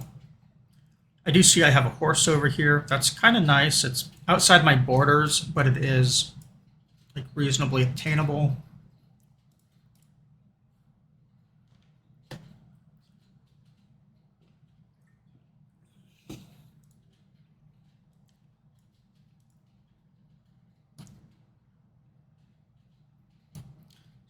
Something over here. Let's kill these scouts just because these are going to be around for XP afterwards.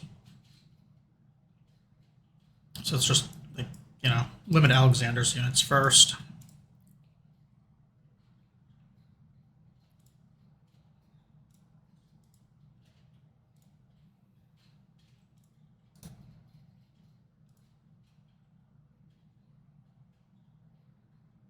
This guy. So he only has 1 charge left. There's a chance I can get the pyramids to gain +1 charge on everything. Not a good chance of the pyramids, but I mean, it is still a chance.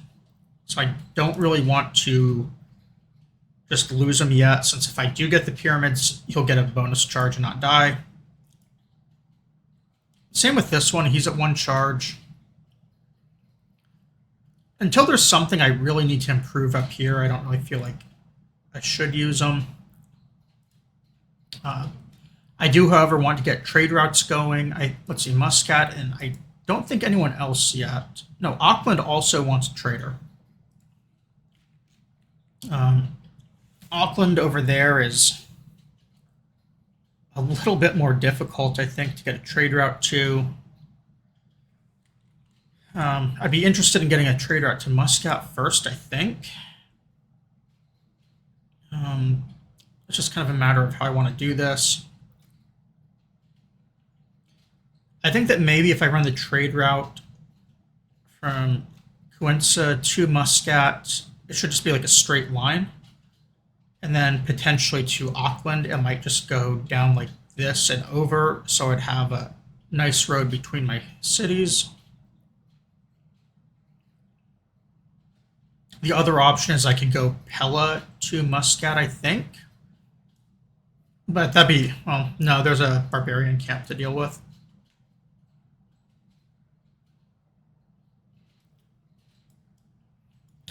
These guys also want a trade route. I think let's go to Cuenca first. It's also a new city.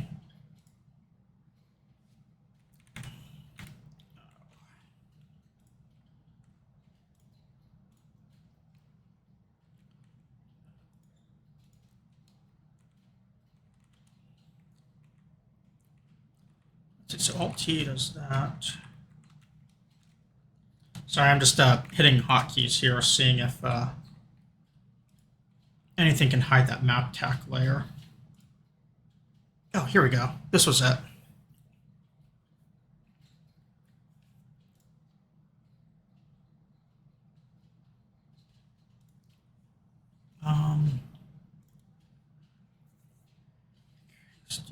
Reduce. Okay, map tax or Alt-E. Okay, that's much better.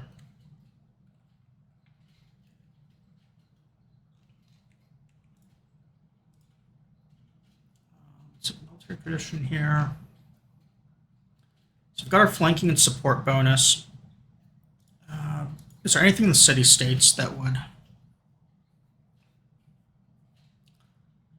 State workforce, if I get an inspiration, which is getting to size 6, or no, I'm sorry, to build a specialty district. But these are both boosted right now anyways.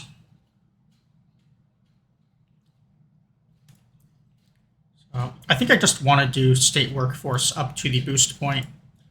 I'm trying to not finish a whole bunch of those techs at once because I don't really want to force the next era, even though I could now that I've hit a golden age.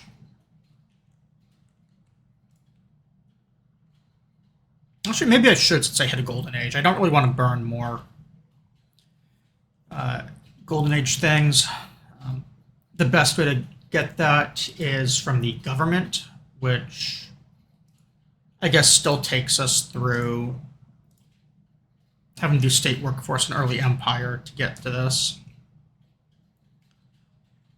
But that would mean that maybe I should go early empire here before state workforce, just because it's going to get me a governor title sooner. And it would be kind of nice if I could get, like, you know, a couple of governor titles and maybe get Magnus to where settlers don't cost me population, or start making units with promotions, something like that.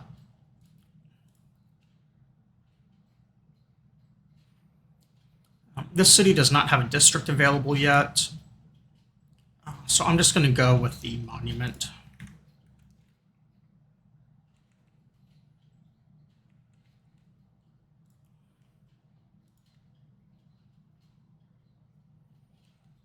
My warrior is also all healed, so I think I'm going to send him out for that barbarian camp.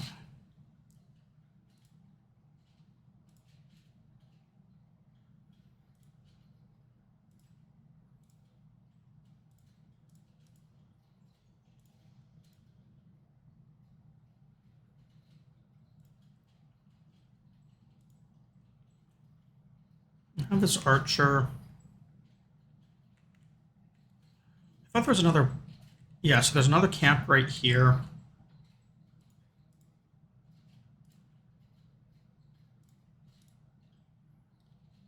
No villages.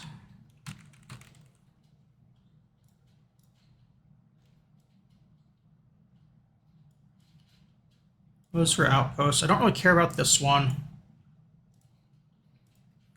I am going to need an archer up here to defend the city from barbarian ships at some point. But for the moment, I probably want them to just deal with this stuff.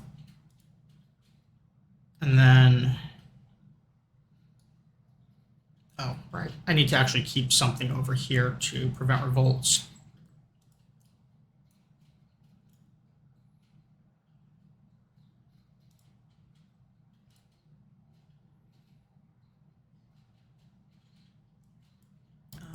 Maybe I actually just want this guy to do it.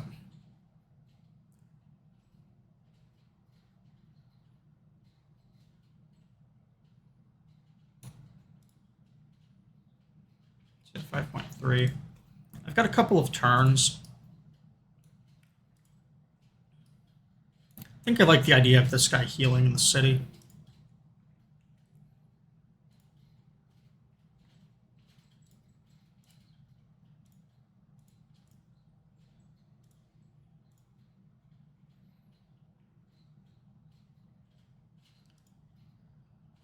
How close is this guy? 76 out of 90.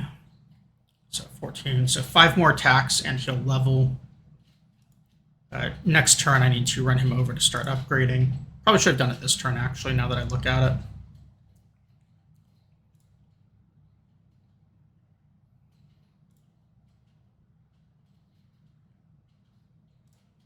This guy's going to do trade route to there. Actually, you know, this is kind of close to that trade route. This archer's not really needed for that city. Let's actually protect the trader. I'll be back in just a minute. My water here is empty, so I'm going to get some real quick.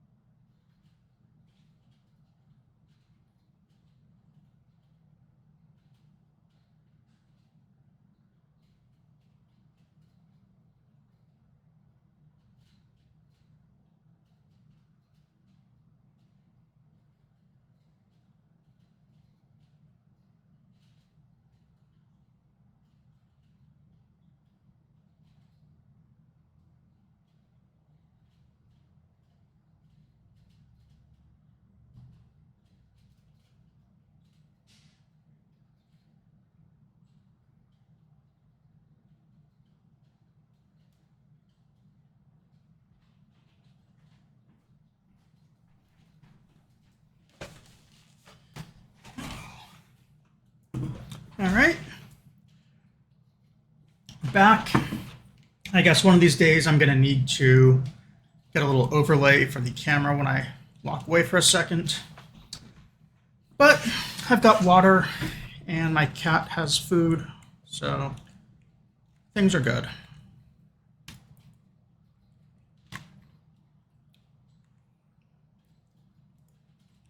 Got this warrior is going back up here to heal. And this guy now needs to go upgrade.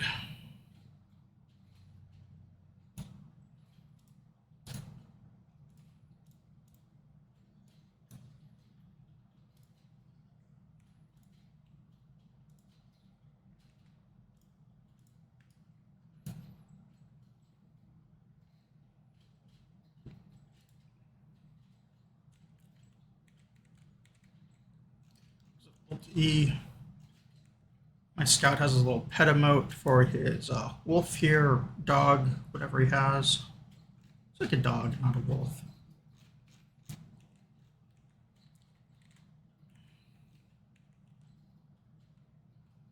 He's also full health, full moves. I can either go east or west here. I feel like kind of feels like I'm in the middle of the continent, and it's going to be a similar amount to explore in either direction. I'm going to have this.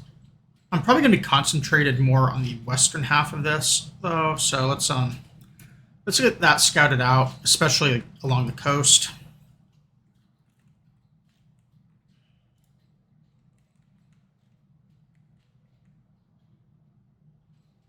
Hippolyta can just sit there. The nice thing with my archer here is he's actually going to be able to attack from this tile rather than having to go all the way over here. Or, I guess these two tiles are both equally vulnerable. This tile less so because it's protected by river. So that's probably where I'm going to attack that.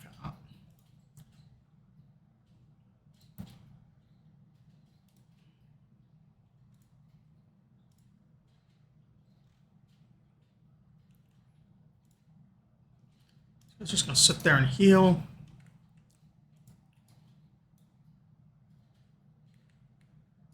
I'll expose Hippolyta for a turn. Doesn't really matter.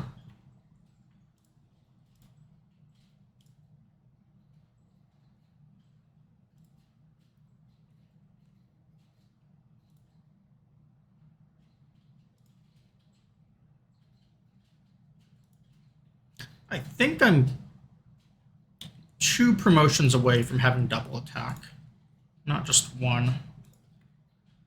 If I was just 1 away and I were going to get it here, that'd be great, because then I effectively get to double attack and get Hippolyta's attack, and I could do 4 attacks a turn with an archer, which means 4 times the XP.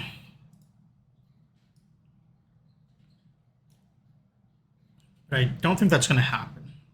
However, this archer's still just going to wreck the city on its own here. I think it's the 3rd promotion where it starts doing a lot of damage. We'll find out in just a moment.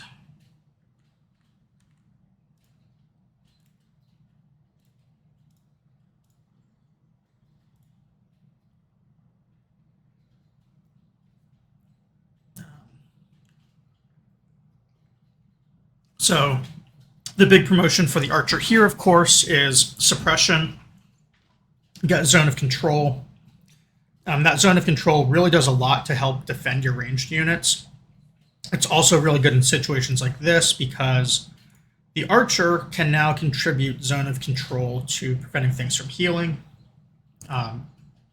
So if my archer were to sit like right here, I could then have a warrior on like just this tile and one right here, and it would stop the city from healing at all.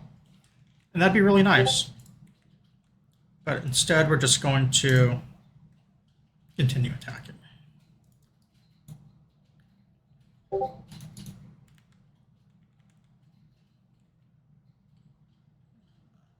Sorry, I just got like 100 messages on Discord.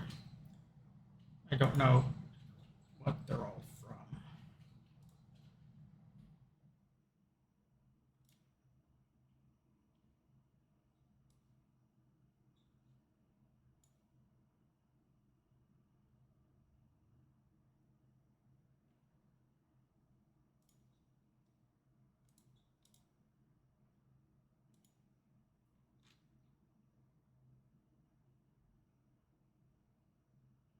It's all stuff to deal with later.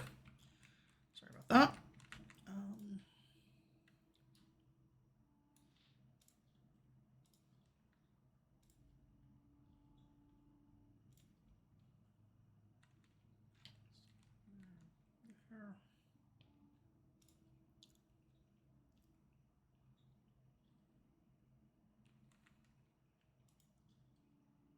So it's archer. We can attack.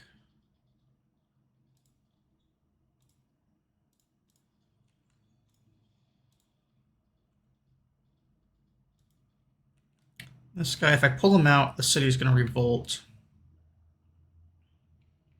It's only rising by a couple points a turn. If I pulled him out, we'd have about 7 turns before the city revolts, and I'd kind of like to not do that. So instead, we'll just leave it. Maybe I'll swap these 2 guys around.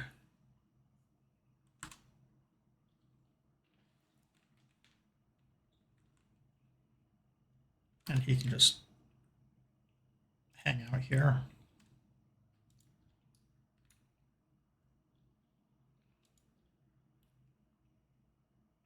I've got Thomas here as the scout.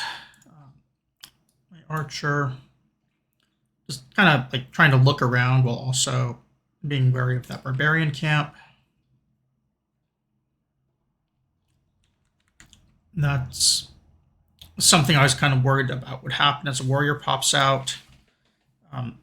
Did it choose to attack Hippolyta, though, who is, in a much less defensive terrain, so that's not really much of a surprise.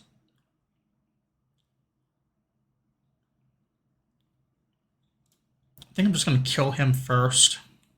He is worth more XP than attacking the city also.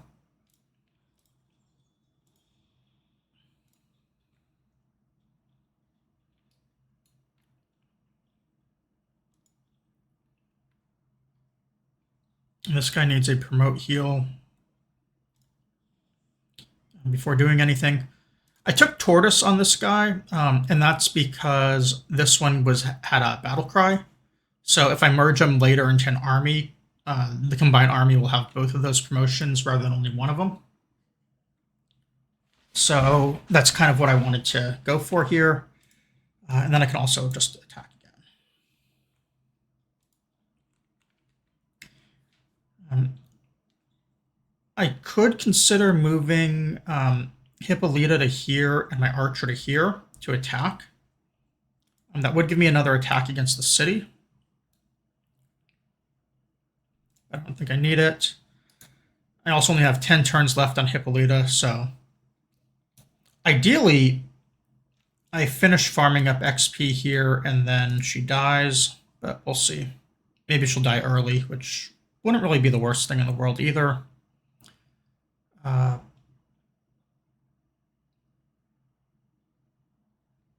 This city does need something now, though. I can go for a fourth archer, I can go for a builder. I think I'm going to go for the granary. Actually, I have pretty good housing. Should probably get another builder up. Use my warrior here to protect some stuff. I do really need some districts. I was thinking the harbor came from sailing, but clearly I misremembered this stuff because it looks like it comes here from celestial navigation.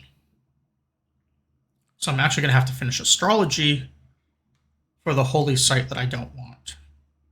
So I think what I'm going to be doing here is I go sailing and then I go writing. Or maybe mining. Probably writing, since districts get more expensive over time.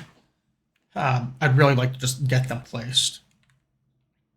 And this city, I guess, will have its fish regardless, even without the harbor for a little bit.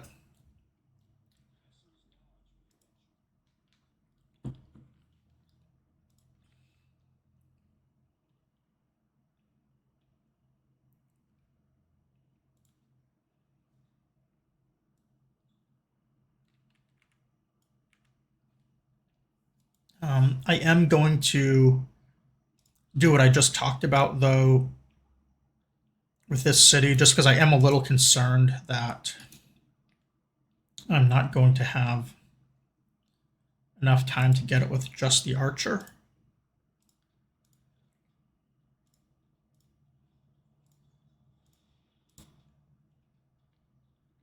And the reason that I want Hippolyta here rather than here is because it'll actually block off attacks with that archer.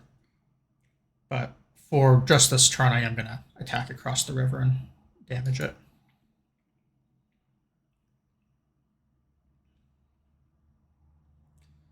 Alright, so this is an interesting one. If I approach the slinger, it's going to get the first shot. If I just hang back for this turn... Actually, no, because I get double movement in hills, so I get the first attack. Defense modifier 3. They're both 3. So let's do this.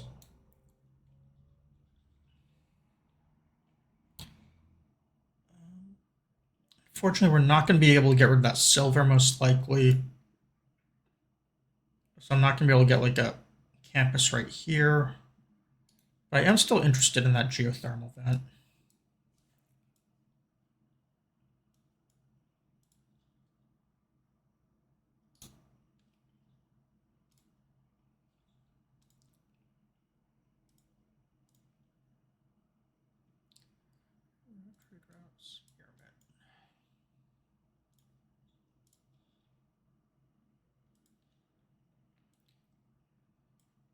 One other option I can do here with sailing being done, just like given I don't really have good campus locations yet, is I could just move towards bronze working. Encampments are another district option, and it would get me a spearman to make that other city happy. So that's an option, although, I mean, it is Kabul, and I still am planning on killing them. I guess my other option here would be if I really want trade routes, I could be trying to rush for currency. Currency would go through writing, which gets me a campus, which is also, kind of on plan.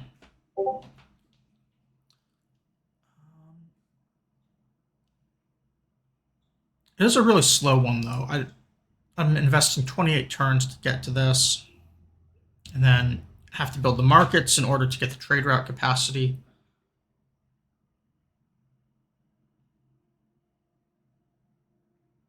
I'm probably okay doing that, though. I usually like having better ways to rush currency early, like if I got it's Anasazi or whatever. But this is fine. Maybe I can just get enough gold to buy a trade or a not a market, but or not a commercial hub, but a market or two. And that could be pretty good, just having an army of trade routes early.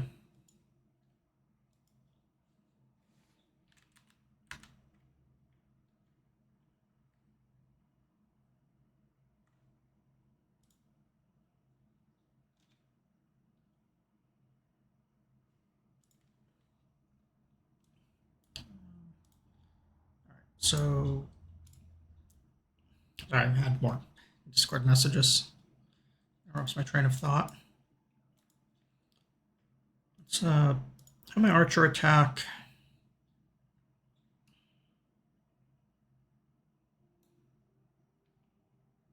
I hope he doesn't counterattack and kill the slinger.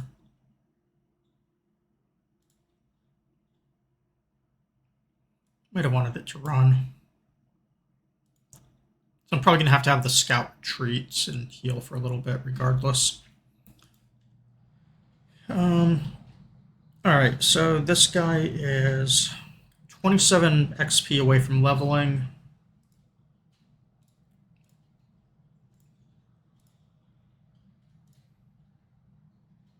Now it should be 23, which means 6 attacks, which is 3 turns. Hippolyta's alive for 8. So I think I can farm this guy up to level 4 to get his double attack. Should be pretty good. Only thing that might limit that is if the city runs out of health. And we'll just hope to avoid that.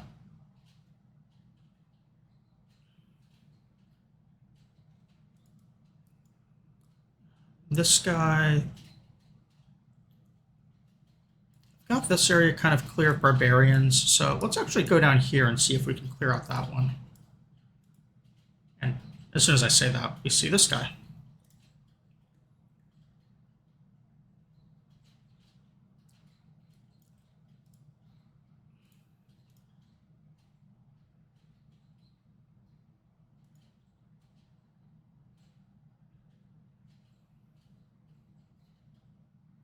Alright, that thing ran, so I think I can probably get the village and then run back to heal. I mean, one new pop is pretty nice as well. I can also just kill it, probably. Yeah, now I can just like sit here and heal.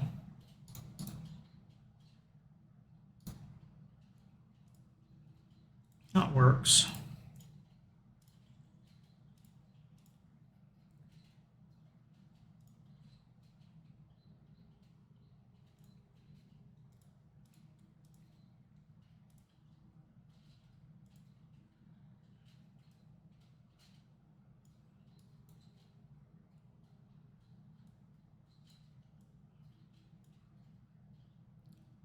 The scout does have me a little worried. I think I'm going to have to...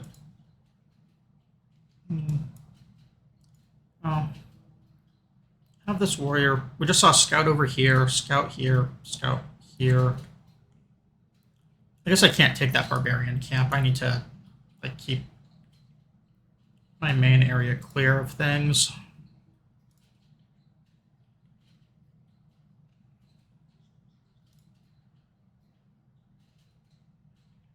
$29, so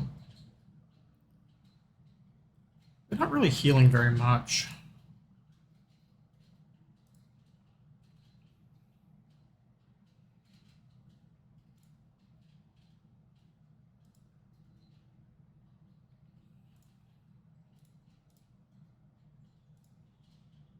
Once a city is out of health, I can't attack it anymore for XP.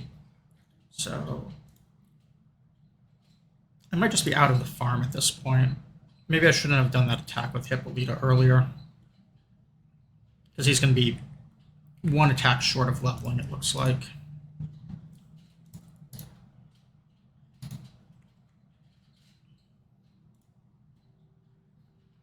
Unless maybe the warrior moves out or something. We'll see, I guess.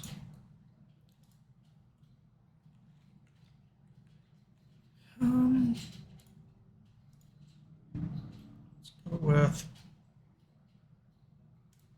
Need to do state workforce now, at least up to the boost point. That way I can get political philosophy whenever. Governor decision is a little difficult. I think a lot of this comes down to if I manage to score a governor title off of one of these other goodie huts. If I do, I should have 3 titles when state workforce is done, which would get me a free promotion.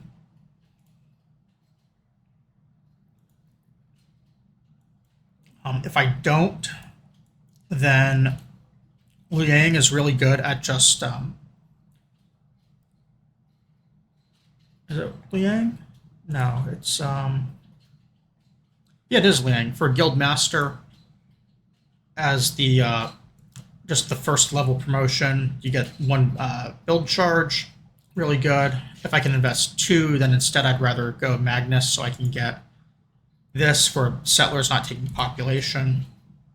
Or if I think I can get 3 titles early, I can go down here and get the free promotion. The free promotion is really going to want me to dedicate a city to units. And if I do Magnus, I really want to dedicate 1 city to settlers because I can also pair that with a government building that speeds some of that up. And then Liang can kind of just honestly go wherever. I think there's something else later that improves builders, but yeah. The other option, I guess, is a 1 charge as Reina for just free city acquisition or tile acquisition, but I don't really want to do that. My need for builders right now is not high, but that can very quickly change. So until I actually need something here, I think I'm just going to hang on to the title and not use any of them. I don't remember if I put secret societies on. Haven't come across any of them, so I'm guessing I didn't. So at least I'm not going to have like random governor titles pop up for that.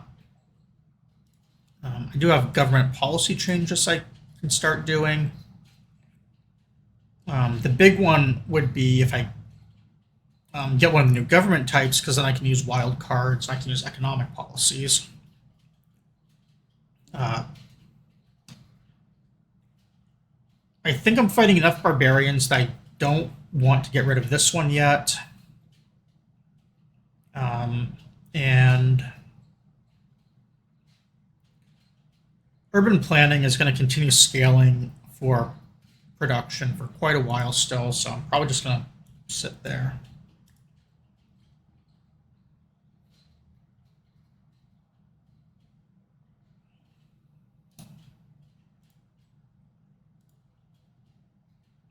$143 out of $150.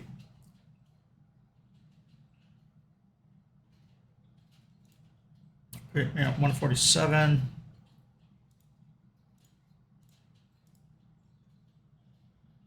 And this will unfortunately be 0 XP.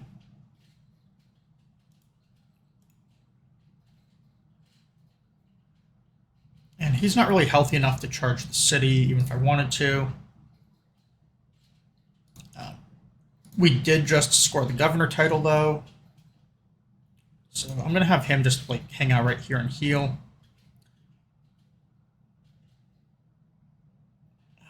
Realistically, I don't think Hippolyta is going to be able to help me with any more cities. So I could either take this out, and then this guy would have to kill 3 barbarians, which is not great. Or I just wait 1 turn and then attack, which is quite a bit better, I think.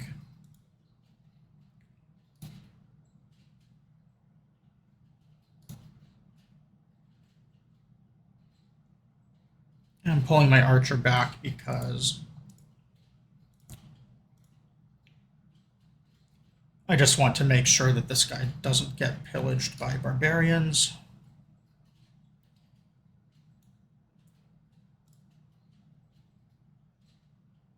Oh, wow. They got 1 more warrior. No, they got a slinger up right at the end and forced the warrior out.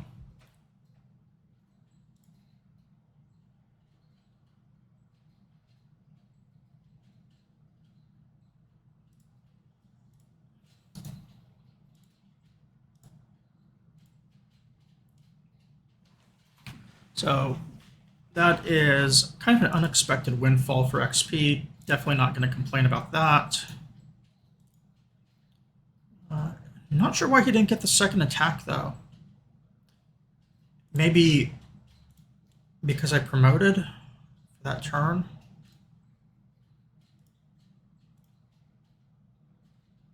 I still get it right here, however. Not that it matters.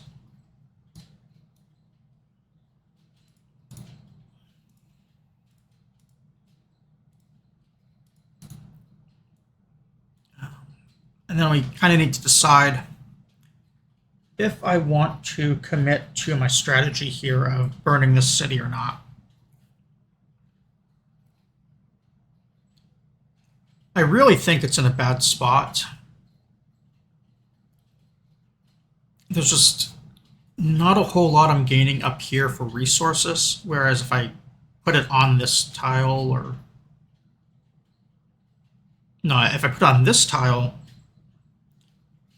I do lose the rice, but I gain the fur, and I will gain...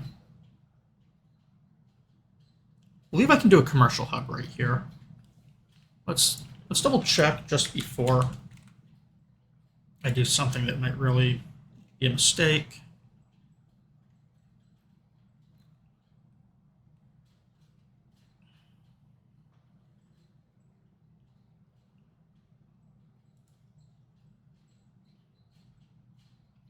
Yeah, so that was Alt E, which just I think automated something.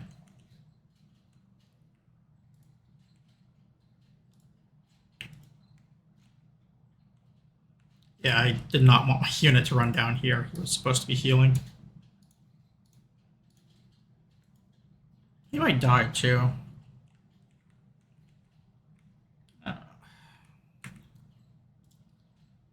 We're just going to reload this turn. I think it's okay. I don't really feel like this is save scumming because, I mean, it was just a macro issue.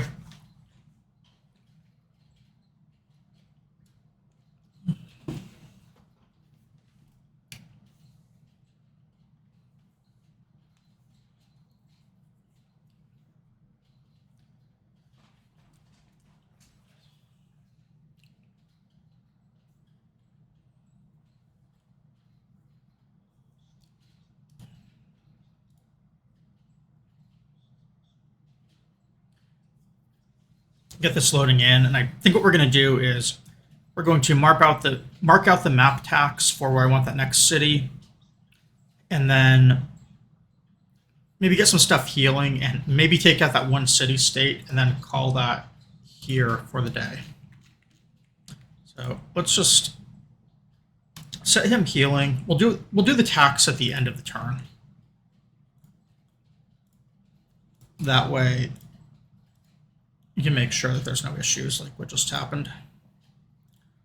Try and replay the rest of this, more or less. As we did before, because that was just kind of a dumb mistake.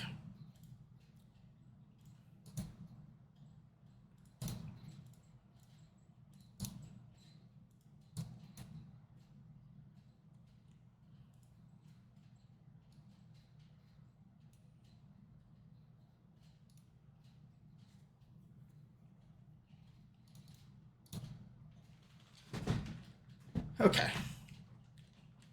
Now let's do this. Are the tacks on? Right now they are. So we're going to go with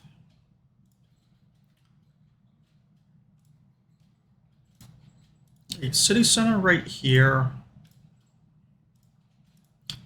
commercial hub right there, and a harbor right there. That should be a very solid, very, very solid, actually, group of these things. If we put the harbor down first, we'll get the splendid harbor bonus since it should have +4 to start. And then if we put the commercial hub down after that, it should also be able to get +4 because we'll get 2 for the river and 2 for the harbor. So we'll be able to get some free era score that way. And then we'll also be able to go down here and get these furs. Have this rice that, I don't know, this is like a basically an entire hexagon of just insane food production that Pella and Alex, whatever here, can both leverage. So that'd be pretty nice. So we're just going to raise that one. It was just a one-pop city with nothing in it anyways. Governor titles.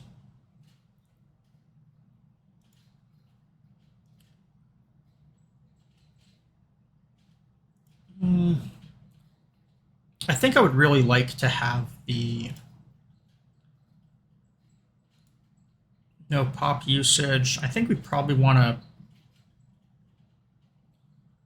put it in Pella here as well, just so that we don't have any loyalty issues there.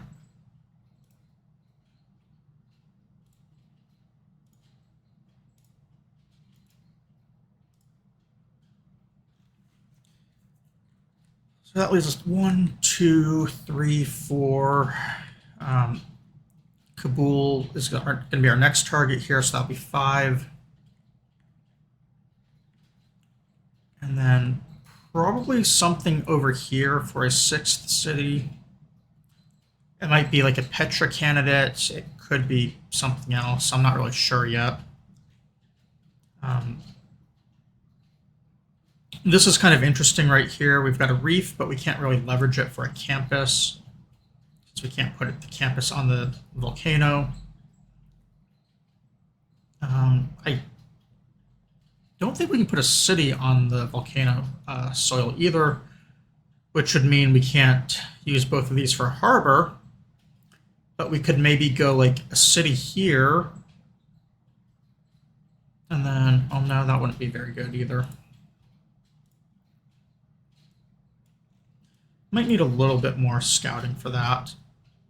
I do really want this campus over here, though. That'd be some pretty nice science. That would be an almost 50% boost to the science output right now.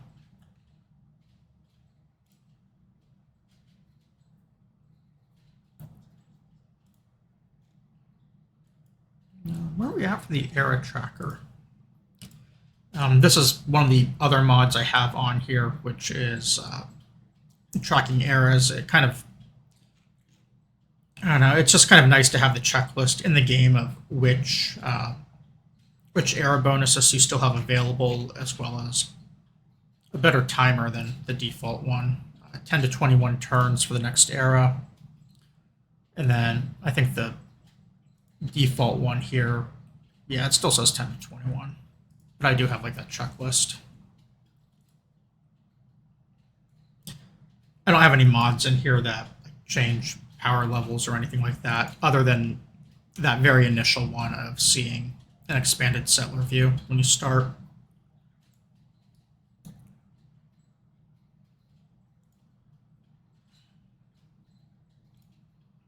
How's Pella now for loyalty?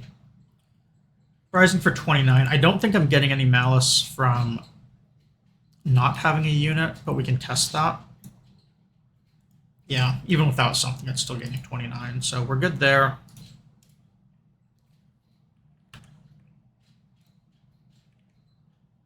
Oh, choose production.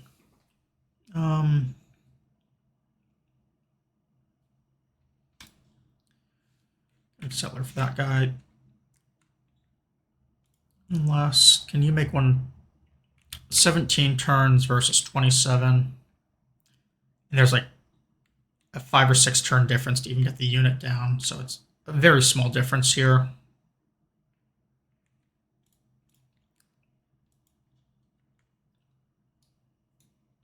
Let's turn around and start going for that barbarian camp.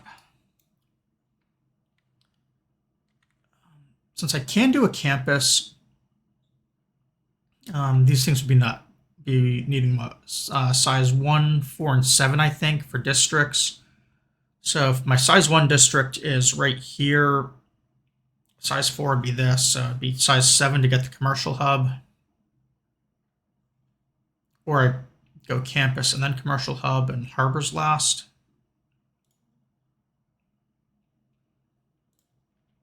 Either way,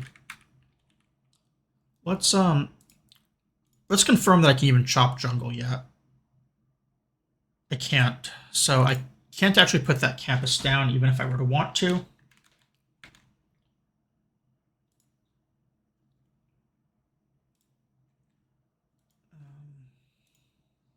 So I think we'll just hold off on that campus then. And maybe go for Kabul here.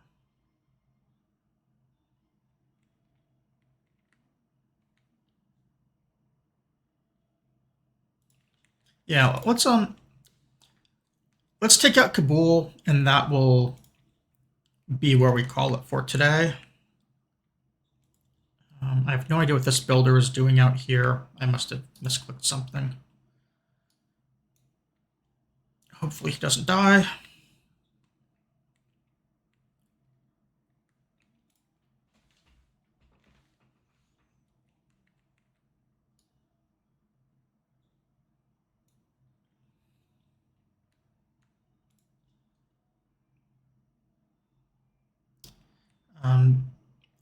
I do need my archer to double attack right here. Otherwise, he can only do one.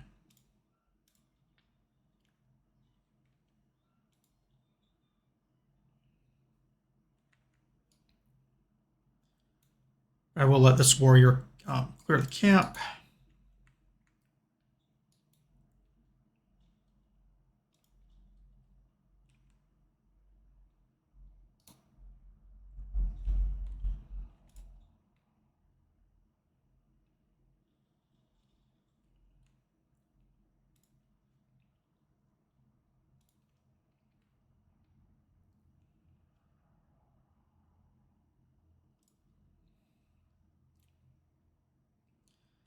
Yeah, as you can see, there's just no good campus adjacencies for me here.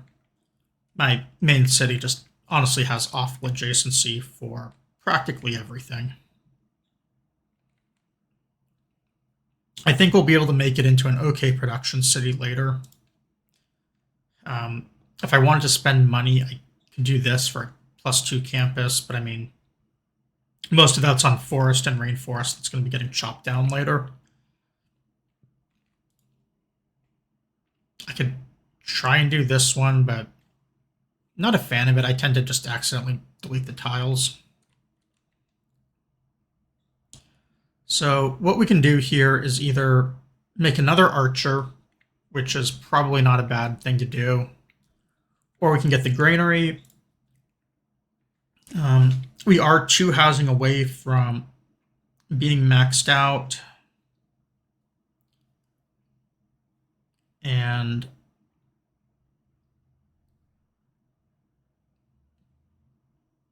this is kind of just one food.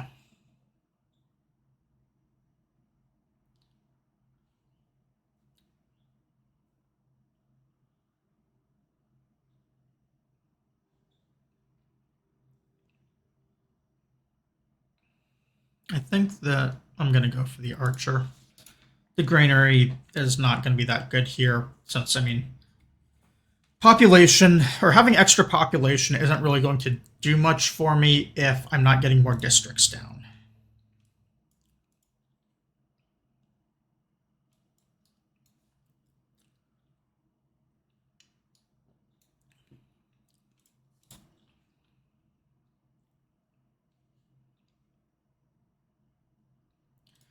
Whatever, like, let's see. Okay, I can do fishing boats though, which means I can get both of these fish.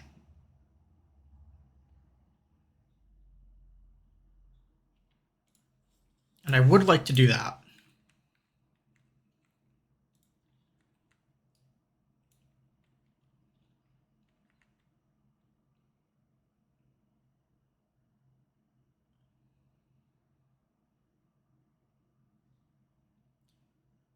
And Hippolyta's just going to die.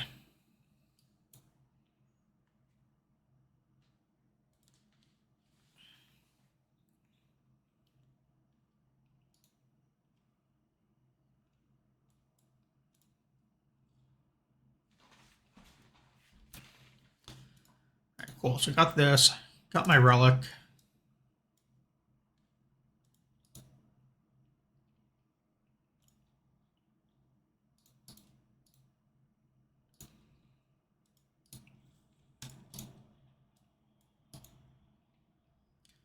Now have a hero.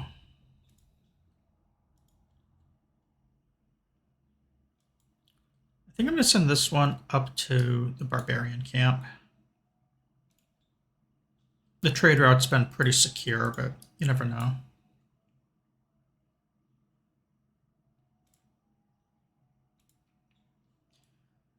I would kind of prefer to be getting some XP off of Kabul, since barbarians stopped giving good XP after level 2. But I also don't really want to wait.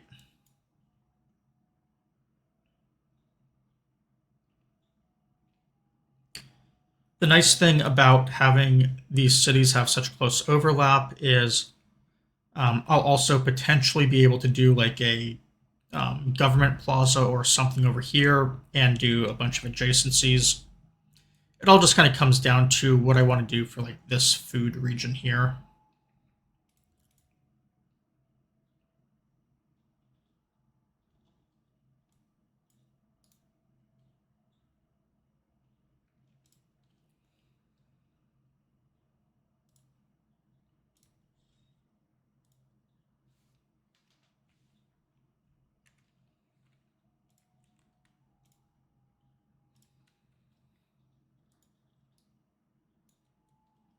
Got the warrior next to that for some adjacency bonus. Have another barbarian here. This guy had just kind of like stopped moving so he could heal. Thomas has a scout as well. My scout can actually escape. And I kind of like the idea of doing that. Let someone else be the one who has to fight him.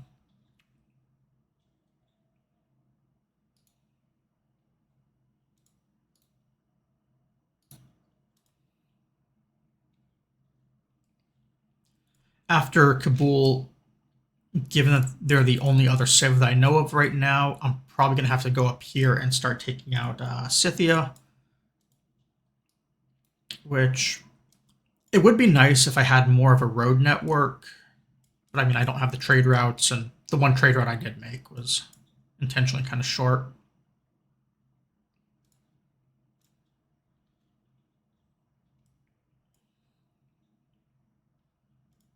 So Kabul's got themselves an archer as well. Not that it's going to do them much good.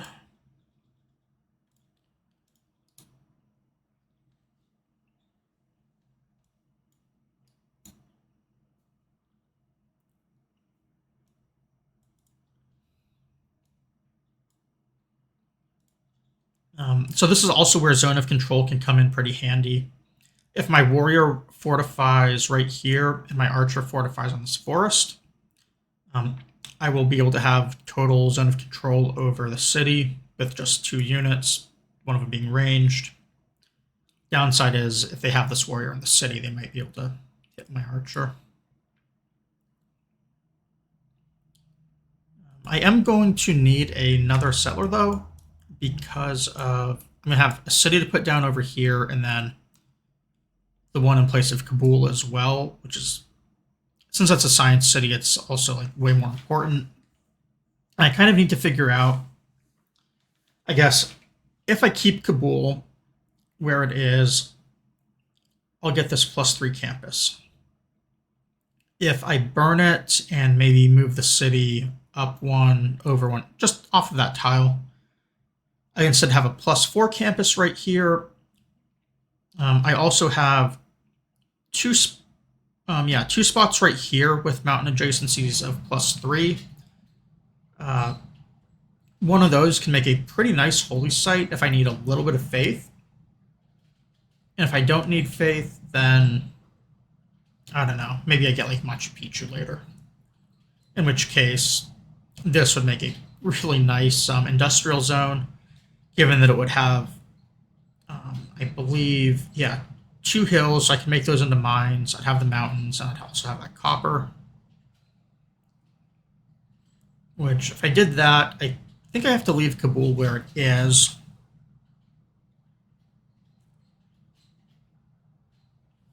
But the +4 is just so good.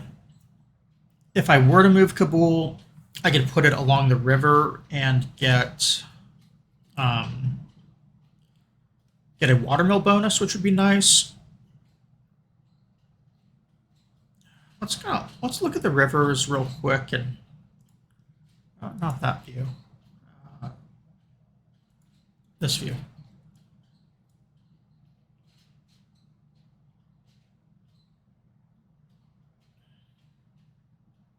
It does turn into a geothermal plant later, which is also be pretty solid. The copper gets mined. It doesn't really matter if I do it or if the other city-state does it, as long as I get that tile. So, I mean, I could potentially, like, maybe build the city on the floodplains right here, and then I'd gain this wheat and all of this. And I believe a lot of that floodplain up there,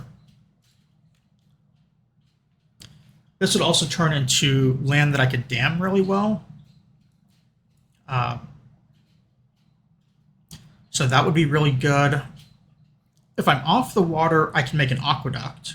Or actually, can I do an aqueduct in a city on a river? I don't remember. If I can, that's something else to kind of pay attention to with these mountains and the river placement.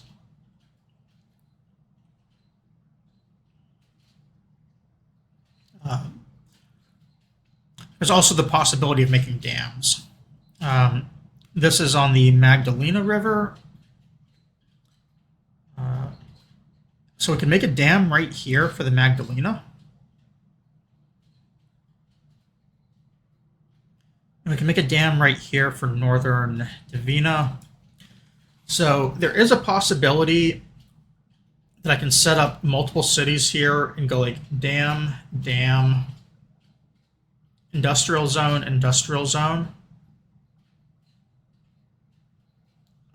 Like here, I should probably mark these out to illustrate it. So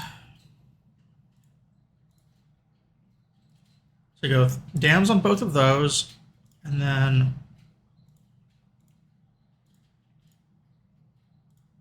you can go with industrial zones here,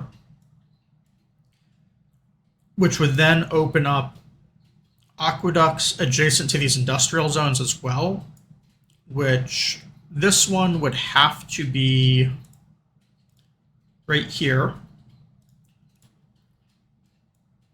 And then this one could be on essentially any of these 3 tiles. It doesn't really matter.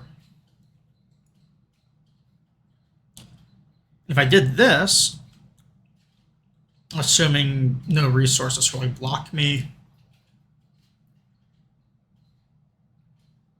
I could then have a city either right here or right here. Both of those would be within 3 tiles of these two +3 adjacencies.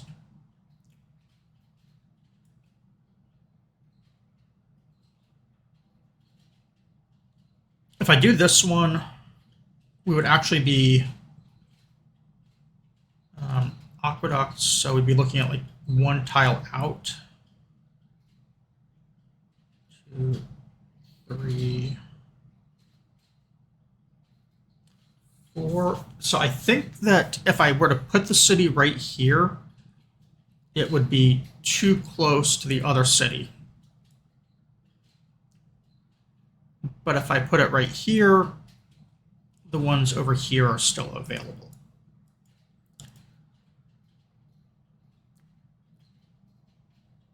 Yeah, so we can go city center,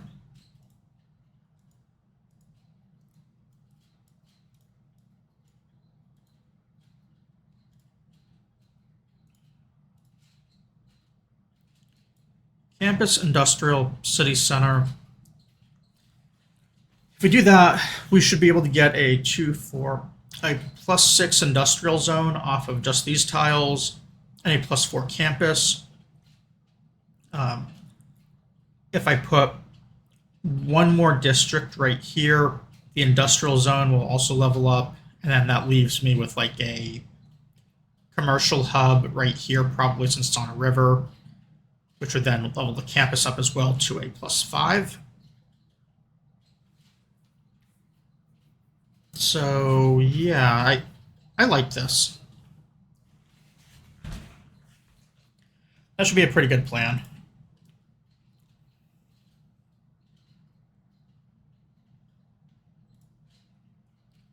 Let's actually mark the commercial hub. It is a little bit resilient as well, because if for some reason like these tiles just don't work out, either like dam, industrial zone, aqueduct tile, or like triangle is still good on its own. And as a fallback up here, if I don't get like good +3s or whatever, I still have these down here as like a fallback plan if resources pop and, mess things up. Now that we've got our builder back, we'll send him over here and hope he doesn't die. He's only 1 charge, so you know what?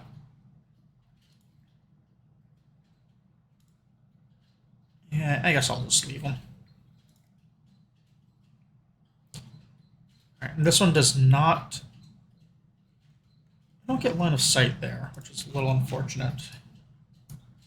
I can do this and this. And that took 3 moves.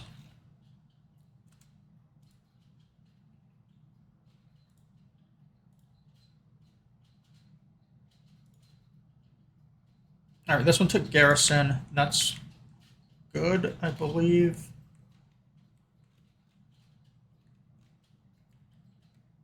Because we want.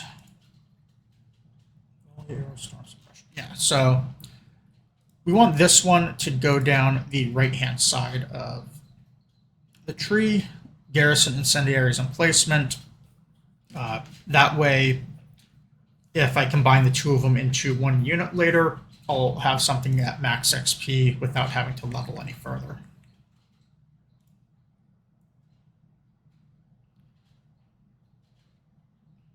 I also kind of want to not give a free can't clear to that warrior, if I can avoid it.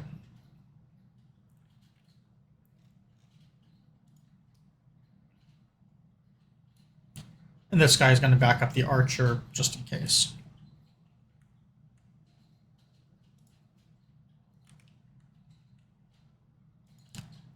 Also, I am going to send these 1-charge builders. I do actually have a real job for them. I'm going to have them chop these woods to speed up some settlers. I might be able to luck out with that and get my other governor title first. If I do, um, I'm going to take the. Oh, he's already got the plus 50% yield, so that's good. So I can use that to get a little bit more yield on these settlers, which will speed everything up. I can actually also use this builder with 2 charges.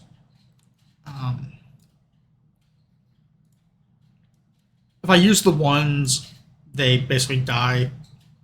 But I feel like I'm kind of getting a little crowded on these things, and I forget if I have to pay maintenance on them or not. I don't, but I'll probably end up like buying this and chopping 4 things anyways. Or maybe not on the tundra woods. I guess I can replant the woods later. But I do want to get these settlers out because I'm just going to need these.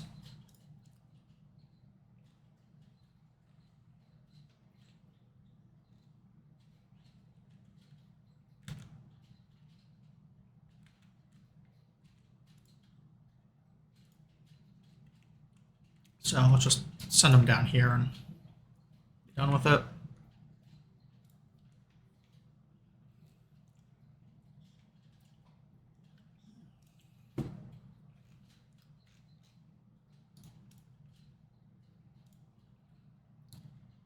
Okay, so now we can go political philosophy. It would be 11 turns, and it would almost certainly trigger the era, but that's 10 to 13 anyways, so at most we can extend it like 2 turns. So let's just get the government. It'd actually be really nice if I can get the government in the next era because my Golden Age score is so ridiculous right now. Actually, no, I'd like to get it in this era so I can Dark Age the next one.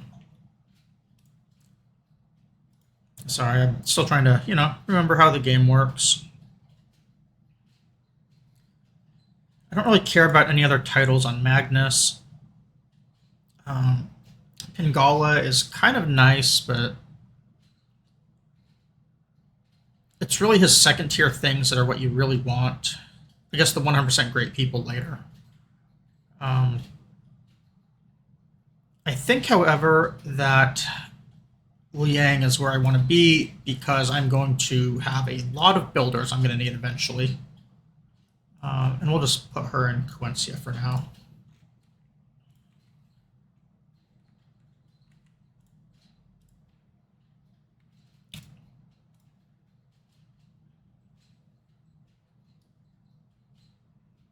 Oh, so I guess mountains don't have to be zone of controlled because you can see here I've already got zone of control on the city.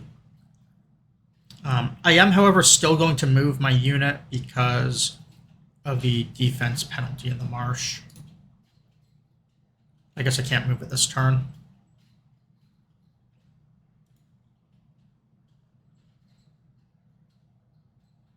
And I can't chop the forest either. Oh.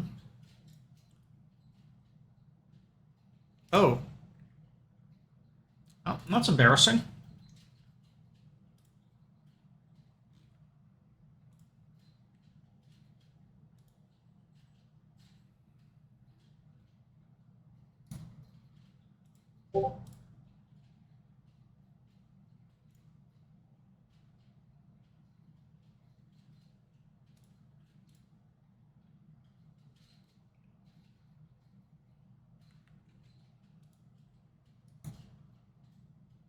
Let him just hang out right there.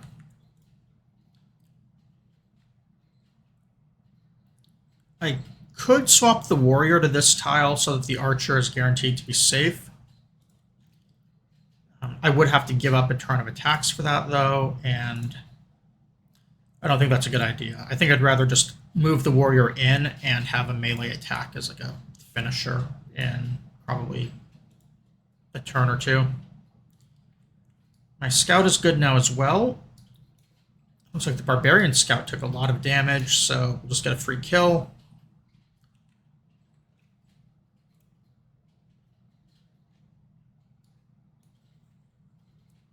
And move in for that. And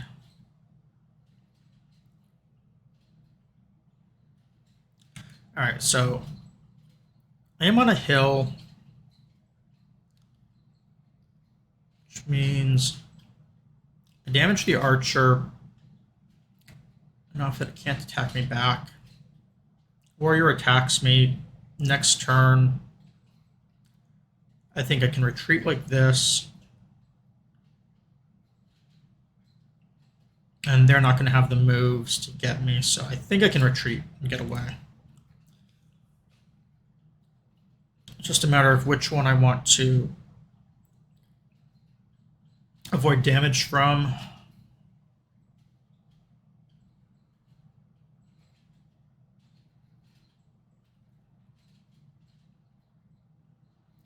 I think I need to make the archer a lot less deadly.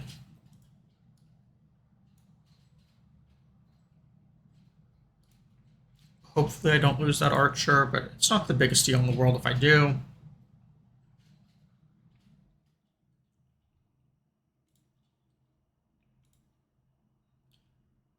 their archer didn't attack me. So given that, I'm actually not going to completely retreat. Instead, I'm just going to abuse my 3 moves to do this, make sure that their archer can't attack me because they only get 2 moves, so they would use everything to move onto either of these 2 tiles, which means they can't attack me, and their warrior also only has 2 moves, so if he moves here or here, he won't be able to attack me on the hill, which means I can just kind of pick him off safely. I'm also just going to heal this guy again.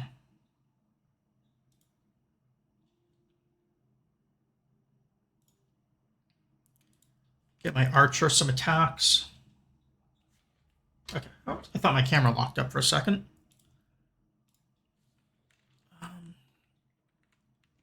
Okay, so Kabul's almost dead. There's really not a whole lot of value, honestly, in getting this guy more XP. So let's just get the warriors what they can.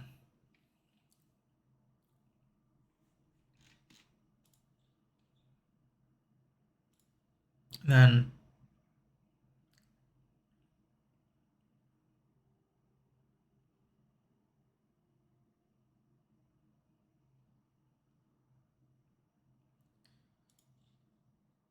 I thought I put a fishing boat on this tile. I guess not.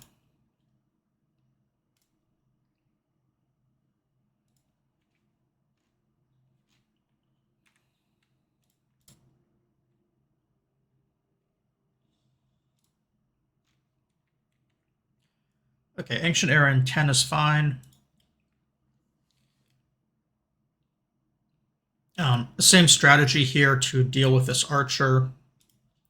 If I move back to this tile, I can attack without them being able to attack me. Alternatively, I can move to this tile. Same thing, but what I really want to do is just make sure this warrior is not a threat. And then if the archer moves up to here or here, I will be able to hit it before it can hit me. So the damage I will take is pretty minimal. And I'm going to let both of my warriors attack Kabul. They should be able to take it.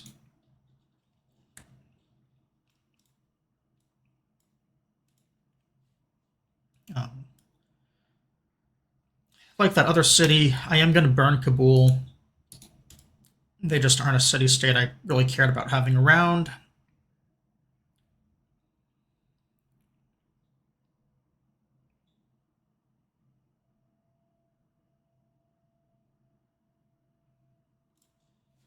Get another archer going.